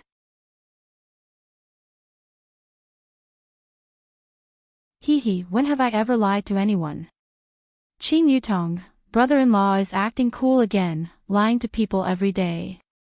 After arriving at the children's bedroom, Yihua saw that God Yi and Yi Lu were sparring with each other every day. The two little fellows were becoming more and more powerful, and it was said that they were currently researching new martial techniques by themselves and testing them non-stop. As for Ali and Yi Yan, they go out of the palace every day to play outside. They are really two extremes of character. However, Yihua didn't ask Ali and Yi Yan to be bitter. After all, they were still children, and it was still better for them to play around. In the future, they would naturally work hard to become stronger. Dad! When the two little fellows saw that their father had arrived, they both stopped. When there was no one around, they would call him father. When there was an outsider, they would call him father. Yihua nodded his head and stretched out both of his hands. God Yi stood at the same spot without moving, while Yi Lu threw herself into her father's embrace with a smile on her face, then lightly kissed onto her father's cheek. "Lu, what kind of martial technique did you and big brother come up with today?" Yihua hugged onto his daughter and sat in the pavilion at the side. Yi Lu laughed lightly. "Dad, big brother and I are still continuously pondering, and we should be able to come up with a powerful martial technique. The two of you have done well, father rarely has to worry about you." Yihua gave a verbal praise to the two of them. This caused God Yi, who was standing at the side, to reveal out a happy smile. "To be praised by my father, that is a kind of acknowledgement, which means that I and my sister didn't put in so much effort for nothing." After hearing that, Yi Lu was also very happy. She kissed her father again, then snuggled into her father's embrace. "After a period of time, the two of you will have a long-term mission," Yihua said faintly. This idea had always been lingering in his mind. On one hand, it was to train the two of them to be independent, and on the other hand, it was to let the two of them have their own space to think. However, right now, Yihua just didn't know what Qin Ye and Donghuang Baiji were thinking about. Because this was a long-term mission, it might be 10 years before he could see the children. To be honest, Yihua also didn't have the heart to do that. However, my child has already grown up, and an eagle should be set free. If the eagle were to always stay by my side, it wouldn't be able to accomplish anything great. Daddy, is this for real? God Ye's eyes sparkled with excitement as if he had been longing for this for a long time. Yihua nodded. Daddy, what's the mission? Yi Lu asked curiously. Daddy had finally given her a mission, which meant that she had grown up. Yihua said gravely, the duration of this mission is rather long, and the two of you will have to stay outside for a very long period of time. Perhaps, when we meet again, the two of you will already be as tall as me. Hearing their father's words, the two little fellows were stunned for a moment, and then the excitement in their eyes faded away. Yi Lu hugged his father tightly, seemingly reluctant to let him go. God Yi looked reluctant as well, walking to the side and hugging his father's arm. Looking at the reluctance of his son and daughter, Yihua let out a deep breath. You are all good children, but you will all have your own sky. As your father, I hope that you will be strong and independent. Understand? God Yi and Yi Lu took in a deep breath, then said in unison, Daddy, we understand, we accept Daddy's mission. Yihua patted onto the little fellow's head, Daddy still has to get your mommy's approval, otherwise your mommy might ignore Daddy. The two little fellows didn't say anything, seemingly a bit heavy. Yihua stood up, the two of you should think about it properly. Otherwise, you can leave after a few years, properly accompany your mommy. Daddy, we understand. Yihua smiled in gratification, then walked out of the children's bedroom.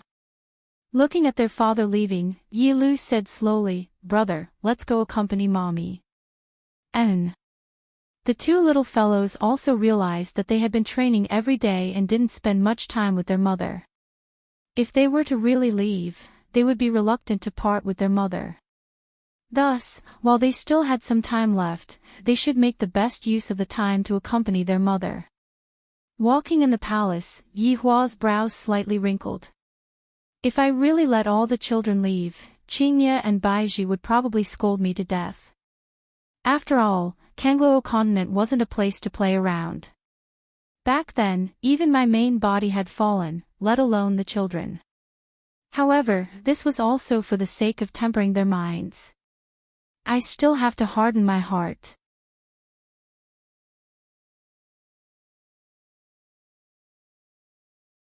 Chapter 774. Long live His Majesty.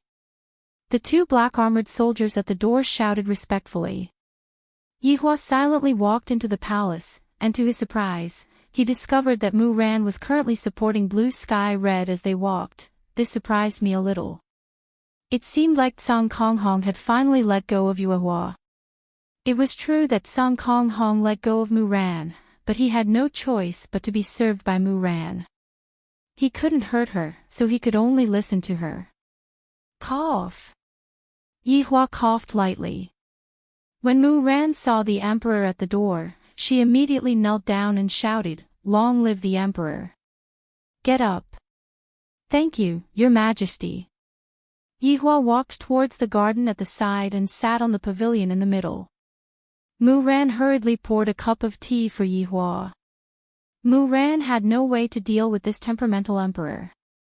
After staying here for so many days, have you gotten used to living here? Yihua asked faintly while sipping a mouthful of tea. Mu Ran stood on one side, slightly bowed her head and said, I'm fine. Yihua looked towards Song Konghong who was behind Mu Ran and asked, You seem to treat this bodyguard of yours quite well. Have you taken a fancy to him? Mu Ran, this was the first time that an emperor had asked her such a question. Mu Ran was a little flustered and did not know what to say. Song Konghong who was behind Mu Ran was startled as well. Why did His Honor ask Mu Ran this question? How could Mu Ran possibly like me? Seeing that Mu Ran did not speak, Yihua said in a light voice, That's true, who would like someone who is so ugly? Sky Red's attack indicated that it had received 10,000 damage. Your Majesty, it's not like what you said. Although Zhang Konghong's looks aren't good, he's kind-hearted. Mu Ran hurriedly said. Yihua sneered, there are a lot of people who have a kind heart. You are talking back to me again. Your Majesty, please forgive me. Looks like I'll have to punish this guard of yours again. Compared to punishing you, punishing him will make your heart ache more. Mu Ran was startled. She cursed herself and hurriedly lay down. Your Majesty, I spoke out of turn. Please don't punish Blue Sky Red anymore. His injuries haven't healed yet. Oh. Are you saying that I can be punished just because I've recovered? Mu Ran was a bit on the verge of collapsing. Which emperor is this? Alright, get up. I was just joking with you. Yihua said faintly. This Mu Ran, she really can't take a joke at all. She has a serious look on her face. Mu Ran let out a sigh of relief, stood up slowly, and said respectfully, Thank you, Your Majesty. At least he knew how to talk. Your Duchy of Gouda has already sent troops here. Ah! Mu Ran cried out in surprise. We'll be able to reach it by tonight. Hundreds of thousands of people. Yihua said faintly, not taking it to heart in the slightest. In fact, he was even a little happy. It's finally here.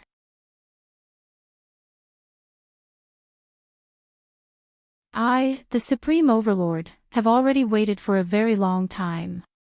Mu Ran knelt down again, Your Majesty. It must be because I've been here for too long that the king is like this. Your Majesty, don't be rash. Also, the Heavenly Cold sect has also sent 200,000 disciples over. They should arrive today. These words made Mu Ran's ears ring. The Cold Sky sect had also come, and it was 200,000. How was this possible? Your Majesty, please allow me to go out of the palace and negotiate with them, if not. Mu Ran said in panic. It would be good if this matter was explained clearly. There is basically no need for us to fight each other. Before Mu Ran could finish her words, Yihua interrupted her. What? Do you think I'm afraid of them? Your Majesty, it's not like that. This is all a misunderstanding. As long as I explain it to them, they won't attack this place. Yihua laughed lightly, childish. You think they're here for you? They are just looking for an excuse. That's right, I forgot to tell you, a few days ago, there were 2 reckless people who trespassed into Wushu Empire's airspace. One died, and the other ran away. They should be people from your Heavenly Cold sect. Mu Ran slowly raised her head and looked towards Yihua, and shock could be seen in her eyes. Your Majesty, why did you want to kill them? Mu Ran, why did you have to ask such a stupid question? My door is wide open and welcomes everyone, and yet, they trespassed into my airspace by flying. By letting one of them go, it should be considered as giving you face. Yihua said faintly. Letting one of them go is just so that she can go back and report to me, not because I'm giving you face. Mu Ran's beautiful face was at a loss. For 2 Heavenly Cold Sect's disciples to come and look for me, it is very likely that they are my senior brother and senior sister. This Wushu Empire is incomparably strange, the door is wide open, and you 2 can come in. Why did you 2 have to fly? Your Majesty, was the one who died a man or a woman? Mu Ran asked in a low voice. It's a man. No wonder Heavenly Cold sect would send out 200,000 disciples over, it must be for the sake of taking revenge. And they had already misunderstood that I was tied up here, and that's why they did this. All of this is because of me. Looking at Mu Ran's sad expression, Yihua asked curiously, my people killed Heavenly Cold sect's people, don't you want to take revenge now? I can't defeat you. Mu Ran said lightly. She was very clear of her current situation. If she were to take revenge, then everyone else would have to die. At least you have some self-awareness. There will be a huge battle tomorrow, do you have any thoughts on it? Yi Hua asked. Your Majesty, I will be able to end this battle, please believe me. Hee, Mu Ran, you are looking down on me too much. After finished speaking, Yi Hua stood up and left the place. The teacup on the stone table was still giving off steam.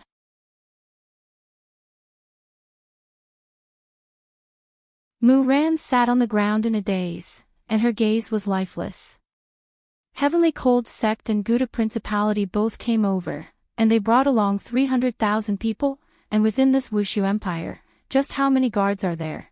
They have never even seen a regular army before, so how can they possibly be a match for 300,000 people? When the time comes, the ones who are going to suffer will still be the commoners. Song Konghong looked at the despondent Mu Ran and wrinkled his brows.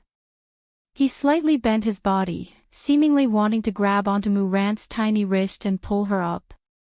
However, he hesitated, and in the end, he still stood at the side and watched. His honor did not say that this battle will end, I still have to protect her.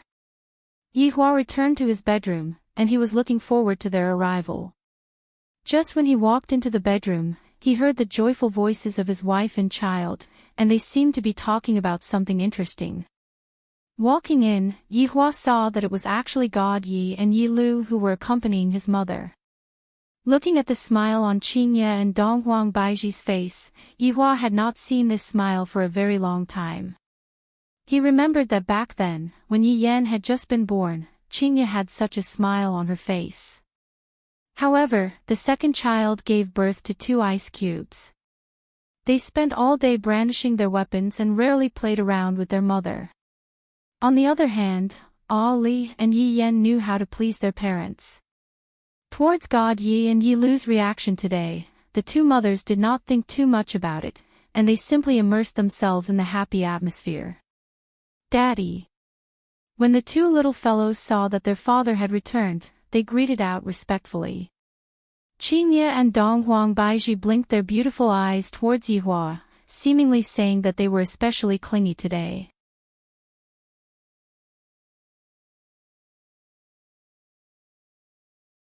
Chapter 775. Where are Ali and Yen He?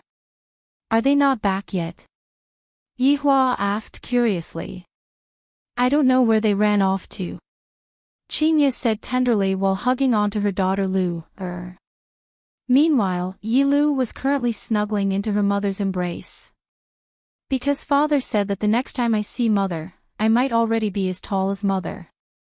Right at this moment, Dong Huangli brought her little brother back. Dad, Mom, Ali is back. Dong Huangli already had the appearance of a beautiful woman. In a few more years, she would probably be even more beautiful than her mother. Yi Yan was also a handsome guy right now. He would always have a smile on his face. When he grows up, he will definitely be a warm man. However, the 2 little fellows discovered that their little brother and little sister were different today. They are actually acting spoiled in their mother's embrace. Did the sun rise from the west today? The 2 of you, come over, I have something to say to the 2 of you. Yi Hua said towards Ali and Yi Yan. Qingye and Donghuang Baiji were a bit confused. Yi Hua's tone was a bit strange. Yi Lu and God Yi knew what their father wanted to say. Meanwhile, Donghuang Li and Yi Yan followed their father out with a look of confusion. The 3 walked on the gravel path outside the bedroom. Ali, Yan, the 2 of you have grown up. Donghuang Li and Yi Yan took a glance at each other. What does father mean? It is very obvious. A mission is coming. Yes. Dad, you can be at ease, we promise to complete the mission. Dong Huangli vowed. There is nothing in this world that Ali can't complete. Yi Hua smiled and nodded, then patted onto Yan Er's head. The mission this time is different. Dad, what's different? Yi Yan asked curiously. Dad brought the 2 of you to watch 007 in the past, right? Dong Huangli and Yi Yan were delighted. They love this kind of special agent mission the most. Ali, Yen, the mission duration is a bit long. Yihua said gravely. Dong Guangli asked curiously, Dad, is it very long? Could it be a month? Big sister, how can it be a month? At most, it will be half a month. Yi Yen said with a smile. Yihua sighed lightly, then said slowly, if it is long, it might be 10 years. During these 10 years, the two of you will be wandering outside. Hearing what their father said, Dong Guangli and Yi Yen stopped their footsteps, and their tears immediately flowed out. Father, don't you want Ali and Yen her anymore? Dong Guangli felt that it had been a very long time since she last cried. Yi Yen, who was at the side, was also crying bitterly. He wasn't excited at all. Yihua immediately squatted down and lightly hugged onto Ali and Yen. Ali, Yen, the two of you can't always live under my halo. In the past, I have already talked to the two of you about this. Woo, but Daddy, it's been too long. What should I do if I miss you? What should I do if I miss Mommy?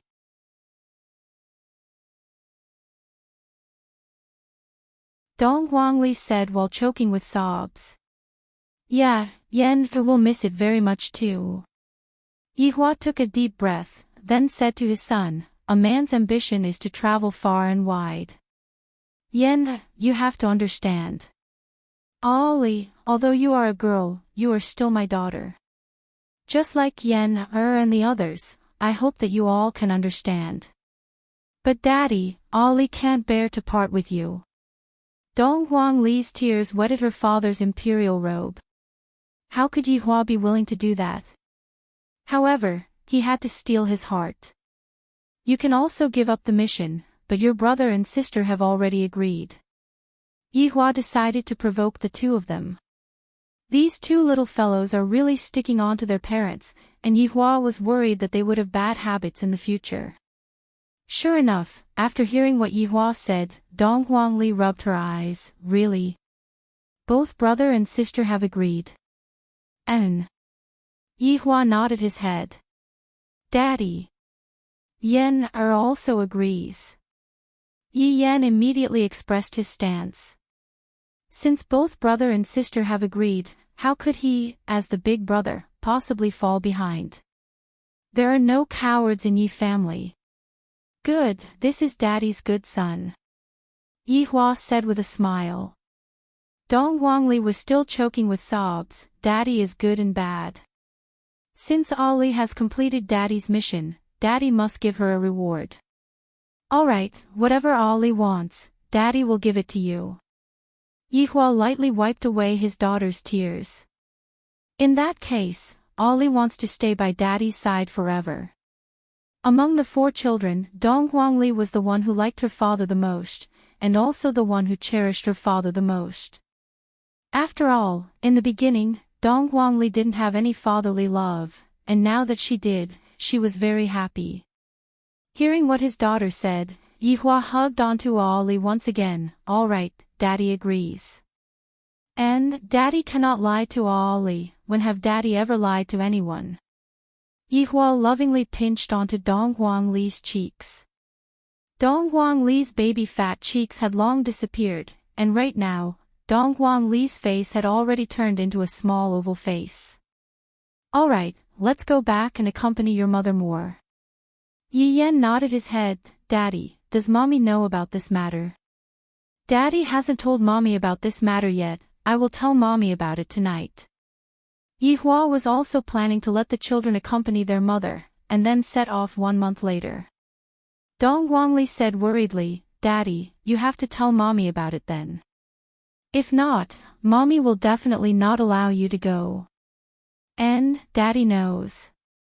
Yihua let out a light breath. Qingye and Dong Guangbaiji will definitely quarrel with me. What a headache. Dong Guangbaiji brought the two little fellows into the bedroom, and when Dong Guangbaiji saw that her daughter's eyes were red, she asked, Ali, why are you crying? Mommy, Ali pounced onto Dong Guangbaiji's embrace. while Yi Yan pounced onto Qinya's embrace. The two goddess-like women who were hugging onto their son and daughter discovered that something was wrong. Yi Hua stood at the side and remained silent, not knowing what to say. The night gradually descended, and with the information provided by White Bones, Yi Hua knew that the enemy army was still 20 miles away from Voidless Empire, and they had already set up camp and were resting. They would probably attack tomorrow morning. On the other side, the Tianliang sect was ready to go. After listening to Yi Hua's words, Yi Hua started pondering. This is my first battle after coming to Kangluo continent. I have to do it beautifully. They had waited for several months for this battle. Their numbers had to come up. At the very least, after this battle, the total population would reach 50%. As for how to fight tomorrow, to be honest, I haven't thought about it yet. It was a one-sided victory. It was still a semi-one-sided victory. Or should it be like before, giving a little hope and then a little despair? I've already played this trick before. I have to think of something more interesting, only then will I be able to display my majesty. Yi Hua, who was lying on the soft bed, was pondering.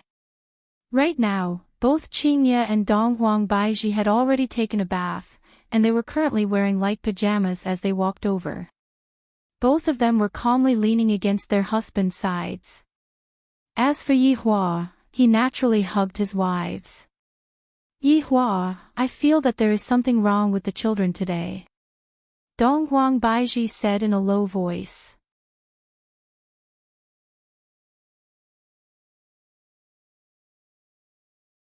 Chapter 776. Listening to the conversation between the two women in his embrace, Yi Hua felt that there was a need to talk to them. Because I plan to send them out. Yi Hua said faintly. Qingye and Donghuang Baizhi clearly did not understand what Yi Hua meant. Give it away. Where are we going? Qingye asked puzzledly. Yi Hua lightly caressed onto Qingye's cheek, a very far away place. Donghuang Baizhi immediately sat up and asked sternly, Yi Hua, what is the meaning of this? In the past, I have also told you all that my child is different from others. From a young age, he has to learn to be independent. Now, it is about time for him to do so. Hearing what Yi Hua said, the two wives looked at their husbands blankly. You want the children to leave us? Qingye's tone became a bit cold, to the point where it seemed like she was about to quarrel with Qingye. Don't even think about it. Donghuang Baizhi was even more straightforward. Ali is only 8 years old, and my son, God Yi, is only 5 years old. How is it possible for such a young child to walk in this kind of world? What if something happened? How could there be such a cruel father? Yi Hua had long known that the two of them would have this kind of emotion. Which mother would be willing to part with their child? Thus, Yi Hua didn't blame them. They have all agreed to accompany you for a month, and then they will set off. Yi Hua said gravely. In actuality, I am also reluctant to do this, but for the sake of the children's future, I must do this. Qingye said coldly, no wonder God Yi and Yi Lu seem to have become completely different people today. Donghuang Baizhi even shook Yi Hua and said with a choking tone, you heartless person. Where are you going to send my daughter and son? Yi Hua paused for a moment. In actuality, he had long thought of what to do. In the south, there are a few very formidable powers, and they are my old rivals in the past. I am preparing to let them sneak into the south to train. After I clean up all of the powers in the north, I will prepare to take action. Qingye looked at her husband blankly and shouted out, Yi Hua. You actually used your own child to take revenge. Are you even human? You too. Am I taking advantage of the children? I am giving them a better space to develop. If they stay by our side, what can they develop? What if the child becomes an ignorant and incompetent person in the future? Yi Hua shouted out gravely. How can I, the Supreme Overlord, possibly use a child to take revenge? How long are you going to take my child out of here? Yihua, let me tell you. 1 month at most. If not, I will hate you. Donghuang Baiji cried for real. Yihua said gravely, if it's fast, it would be around 10 years. Qingye and Donghuang Baiji were stupefied, then shouted out in unison, Yihua. I'm telling you. Unless we die, don't even think about taking them away. After finished speaking, Qingye and Donghuang Baiji got off the bed and left. Looking at their actions, they were definitely going to look for the children. This was too much. When Yihua saw his wives walking out angrily, he didn't step forward to explain anything. After all, this was within his expectations. Lightly rubbing onto his forehead, Yihua felt a bit annoyed. If I insist on letting the children leave, I reckon that the children will not give me a good look for the next 10 years. Forget it, I'll just coax him a little when the time comes. This child will definitely be a little uncomfortable when he leaves his parents' side. Wasn't it the same for the main body? Sigh. I should just have a good sleep, there are still important things that I have to do tomorrow. Qingye and Donghuang Baiji directly went to the children's bedroom. After that, the two mothers hugged onto their children and bawled loudly. The little fellows had all fallen asleep, and the mothers didn't say anything and just hugged onto their children and bawled loudly. This is so strange. Holding on to the children's hands, Qingye said with her beautiful eyes that were red and swollen, Yen-er, Lu-er, come with mother, that heartless father of yours is going to send the two of you to a faraway place, and he won't allow us to see each other anymore. Ali, Shin-er, let's go back together. Don't bother about that heartless father anymore. Donghuang Baiji said with pain in her heart. Yihua actually had such a terrifying idea. Donghuang Li wiped off her mother's tears and said lightly, Mother, we have already promised father. Yi Yan lightly hugged onto his mother, Mother, actually, we have been waiting for this day for a very long time. Hearing what the children said, the two mothers were stupefied. Yi Lu held onto her mother's hand and said lightly, Mother, we are the children of the Supreme Overlord, we cannot compare ourselves with other children. We have to work hard 100 times, 10,000 times, only then will we be able to bring honor to Father. This time, Father has given us a chance. Big brother and big sister are very happy, just that we are very reluctant to part with Father and Mother. Although God Yi didn't say anything, he lightly snuggled into his mother's embrace. In the next 10 years, he might not be able to hug his mother anymore.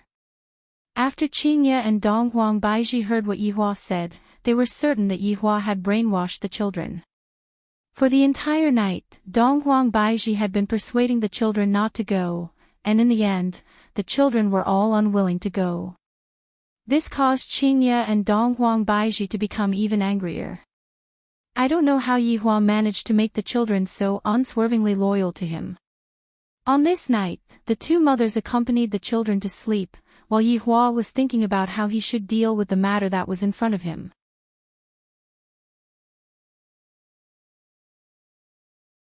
In actuality, there were still two people who didn't sleep, and they were Mu Ran and Sang Konghong.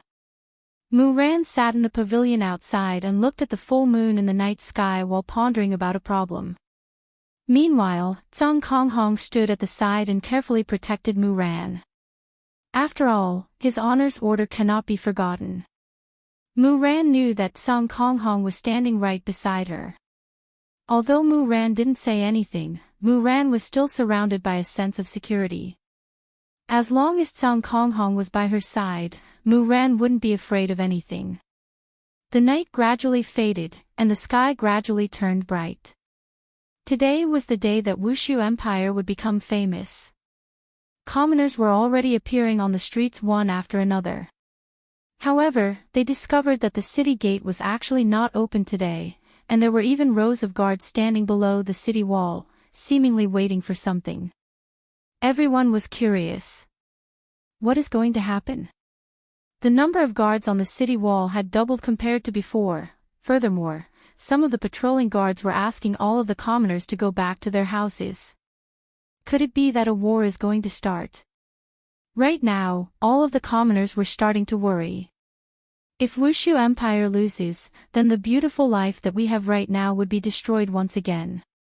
I hope that Wushu Empire doesn't lose. Right now, Wushu Empire had finished all of their preparations, and right now, all that was left was to wait for the enemy to come. Right now, Yi Hua was wearing a yellow gown. Forget about the crown, Yi Hua feels that it doesn't look good on me. I might as well put on some hair wax. However, Yi Hua didn't summon his subordinates like how he usually did. There is no need to make such a big deal out of a small matter like this. Low-key, Yi Hua didn't go and look for his subordinates, and instead went to look for Mu Ran. His meaning was very clear, he wanted Mu Ran to follow him to take a look. Upon hearing that, Mu Ran became joyous. I think that the Emperor wants me to go and explain things to the Emperor. Is Yi Hua like this?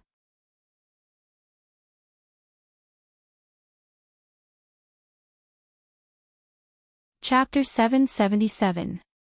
As a bodyguard, Cao Konghong naturally followed behind Mu Ran. Mu Ran did not stop Cao Konghong from following, as though he was used to Cao Konghong standing guard. The three of them walked onto the royal road and headed towards the city wall. Climbing a flight of stairs that was more than 100 zhang high, a table had already been set up, and breakfast was placed on it. Speaking of breakfast, ever since Qingye and Dong Huang Baiji went out last night, they had yet to return. I reckon that they must be very angry. He had originally wanted to bring them up to show off, but it seemed like that was not going to happen. My Emperor. Today, it was the blood race sisters, Serena and Serena. This had been decided a long time ago. They were considered new faces, so it was easier for them to show up. Yi Hua took a look at the two sisters who looked exactly the same as him and felt that LV Tao, that fellow, is lucky. I heard that he had been cuckolded in the past, but I didn't expect that after being cuckolded, he would still have such luck. Looking at this pair of twins, every detail was exactly the same. It was really hard to tell who was the older sister and who was the younger sister.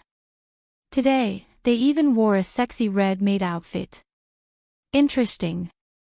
Actually, LV Liang was often confused as well. Even though they had been together for so long, her younger sister, Serena, was much more mischievous. However, as long as she put on an act, she would be exactly the same as her older sister. She would often get one wrong, but it was precisely this feeling that made her feel good. You guys will never understand how great it is to be the subordinate of a supreme being. Not only is this boss valiant, he also knows how to find wives for his subordinates. Where else can you find such a good boss? There isn't one in this entire world. Yi Hua slowly sat on the chair. Serena respectfully poured fine wine for Yi Hua, and her big sister Serena was at the side arranging the tableware. Mu Ran stood at the side, looking at the endless snow. Reporting to my Emperor. We'll be there in an hour. White Bone's voice suddenly resounded in the air. This gave Mu Ran a fright. She didn't know where this person was talking to. Just how many powerful subordinates did the Emperor have? Got it. This subordinate will take his leave. Yi Hua looked at the delicacies in front of him. All of them were made by the blood demon. Right now, these delicacies are becoming more and more in line with my taste. Especially this jianbing fruit, the taste is exactly the same as the jianbing fruit, and the jianbing fruit has a bit of warmth to it. This blood demon sure knows how to make me happy. Mu Ran, sit. Yi Hua said faintly. I wouldn't dare. If I tell you to sit, then sit. Do you really have to make this Empress unhappy? Yi Hua said in a low voice. The matters at home are already vexing enough, and today, I finally have a chance to change my mood. Mu Ran muttered in her heart as she slowly sat down beside him. Eat. Yihua said indifferently, then picked up a pancake that had eggs and ham added on. He took a big bite. How fragrant! Mu Ran also picked one up and handed it to Blue Sky Red.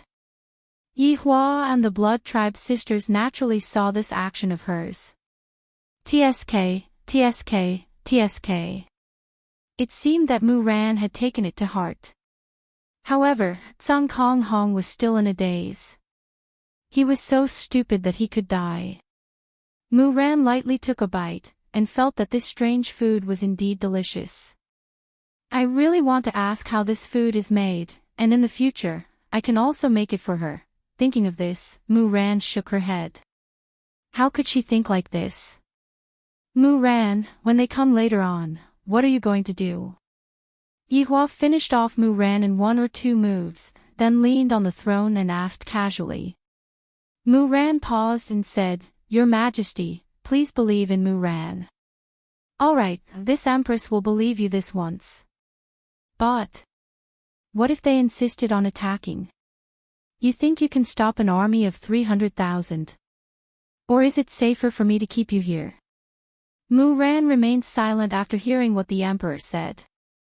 What the Emperor said is right. If I am here, they might not make a move, but if I am outside, they will be able to make a move without any restraints. Yihua looked at Mu Ran and seemed to be a bit silent, then said faintly, I am naturally not afraid of them. It is fine for me to keep all of them here today. I want their blood to dye this snowfield red. What a magnificent scene that would be. After hearing what the Emperor said, Mu Ran felt that the Emperor was bragging. 300,000 people, how can you possibly stop them? Your Majesty, just let Mu Ran give it a try. Mu Ran will use my life as a guarantee. Yihua laughed. Mu Ran, are you saying that if I fail, your life will belong to me? That's right, Mu Ran will definitely be able to persuade them to retreat. Alright. I will believe you this once, but Mu Ran, let me tell you this. If you fail, then don't blame me for being ruthless. These 300,000 people cannot be returned. Yihua said coldly, and a surge of killing intent immediately erupted out from his body. Mu Ran said respectfully, Mu Ran understands. Just that, Mu Ran didn't take Yihua's last few sentences to heart. I thought that it was the Emperor's joke, and I can only rely on myself to convince them. Suddenly, black dots appeared on the snowfield that stretched as far as the eye could see. Looking at these black dots, Yihua was a bit excited. They are finally here. That's right, the people who are coming are from Guda Principality. The 4th prince, Feng Yun, was riding his horse at the front, and his expression was a bit astonished. Not only Feng Yun, Ding Wenbo and Xia Yu who were at the side were the same as well. There were even a lot of soldiers who were rubbing their eyes, as if they were looking at a mirage. This is Lingtai Kingdom. Xia Yu said in disbelief. In my memory, Lingtai Kingdom's walls were made of wood, but looking at the walls right now, the walls are dazzling with gold and jade, the walls are 300 meters tall, and the imposing aura it gives off makes people feel intimidated. This is simply even more majestic than Guda Principality. If I were to take over Lingtai Kingdom and become the king of Lingtai Kingdom, how awesome would that be? Xia Yu, is this really Lingtai Kingdom? Feng Yun mumbled, not daring to believe what he saw. Replying to General, this is indeed Lingtai Kingdom. Xia Yu said respectfully from behind. Unbelievable. Ding Bowen muttered with a face filled with astonishment. After the astonishment, Feng Yun revealed a light smile. I was just worrying about not having a good city. After I take over Lingtai Kingdom, I will be able to use the city for myself. As for this Xia Yu, after making use of him, I will be able to leave with a peace of mind. Dying on the battlefield, this idea isn't bad. Very quickly, the 100,000-strong army entered into the shooting range of the bow and arrow and stopped. Yihua waved his hand, and an old man picked up an ordinary bow and arrow, then pulled the bow and shot the arrow in one go. Everyone looked at the bow and arrow drawing a beautiful arc in the air. After that, the arrow landed 3 meters away from Feng Yun's horse. Feng Yun immediately burst into laughter. His laughter caused everyone behind him to burst into laughter as well. Amidst the laughter, a row of white armored soldiers shouted towards the sky. "Those who cross the line, die." Right after Feng Yun finished speaking, the drummers at the back started beating the drums. Dong, dong, dong. The drumming sounds were earth-shattering, seemingly piercing through the entire world, causing everyone to be excited. Even the commoners in the city wanted to rush out and fight on the battlefield when they heard the drumming sounds. Of course, this was bad news for the enemy. Their laughter was drowned out by the drumming sounds, and when the enemy heard the drumming sounds, their morale immediately dropped by a lot.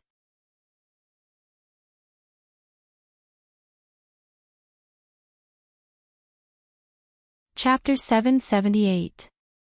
Just as Feng Yun was scolding himself for not bringing a band with him, a black sound suddenly rang out. The sound was so loud that it actually overpowered the sound of the drums. Yi Hua stood up with a smile on his face. Battleship. This is a bit interesting.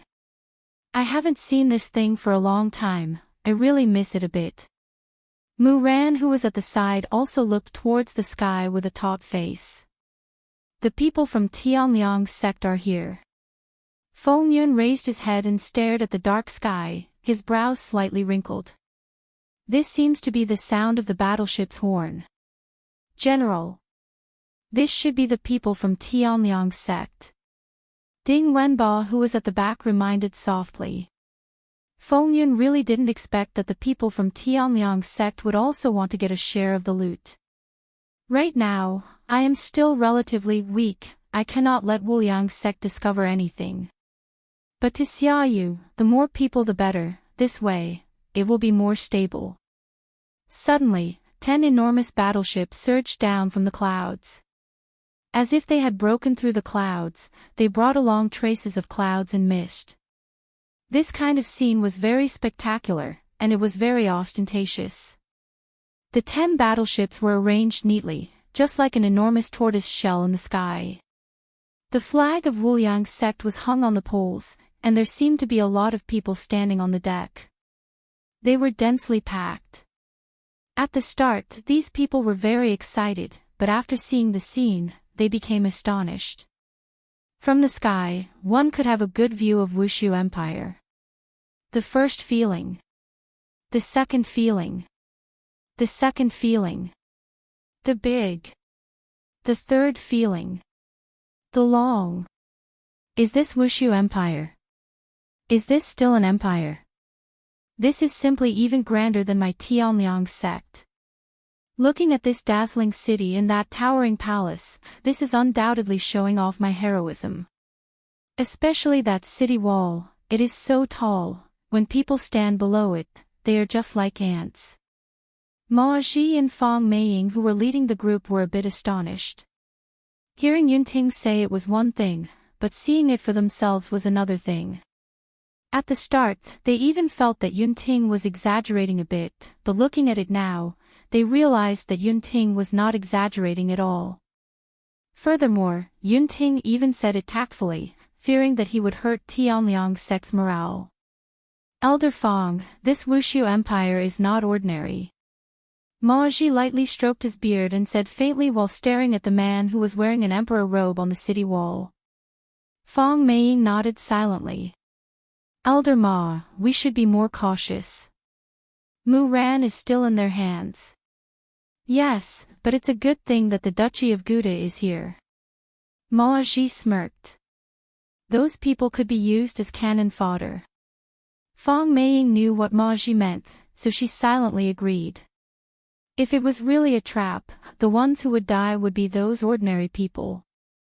Her own sect's disciples wouldn't have to die. Come down. Fang Meiying said indifferently. She did not choose to enter through the air because she had a bad premonition. If they attacked from the sky, they would be too densely packed.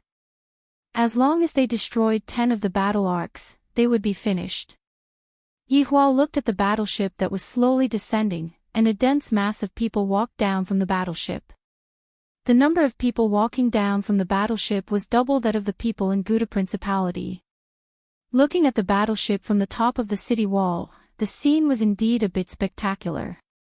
Do you recognize all of these people? Yihua asked curiously. Mu Ran nodded and said, I know them all. Introduce them to me. Mu Ran exhaled deeply. The general of Gouda Principality is 4th Prince Feng Yun. Feng Yun, what do you think of this person?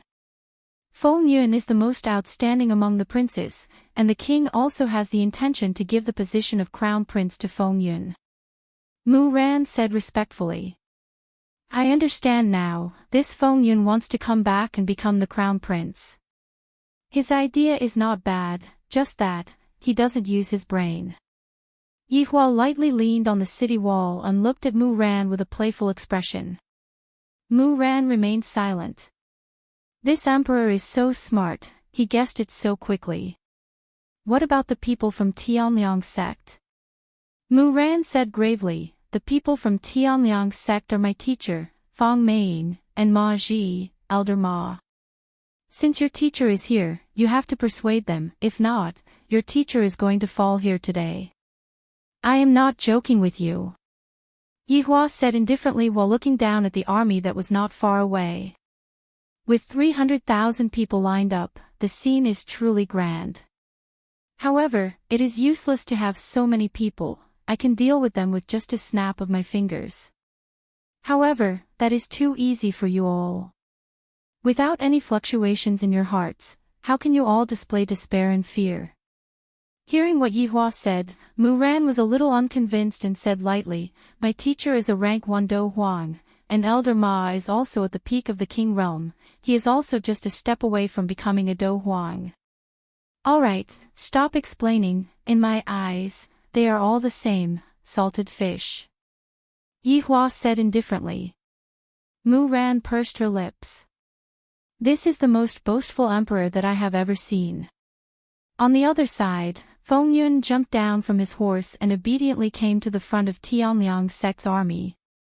I am Gouda Principality's 4th Prince Feng Yun, greetings to the 2 seniors. After Feng Yun finished speaking, he cupped his hands. He was very low-key and did not have the airs of a prince at all.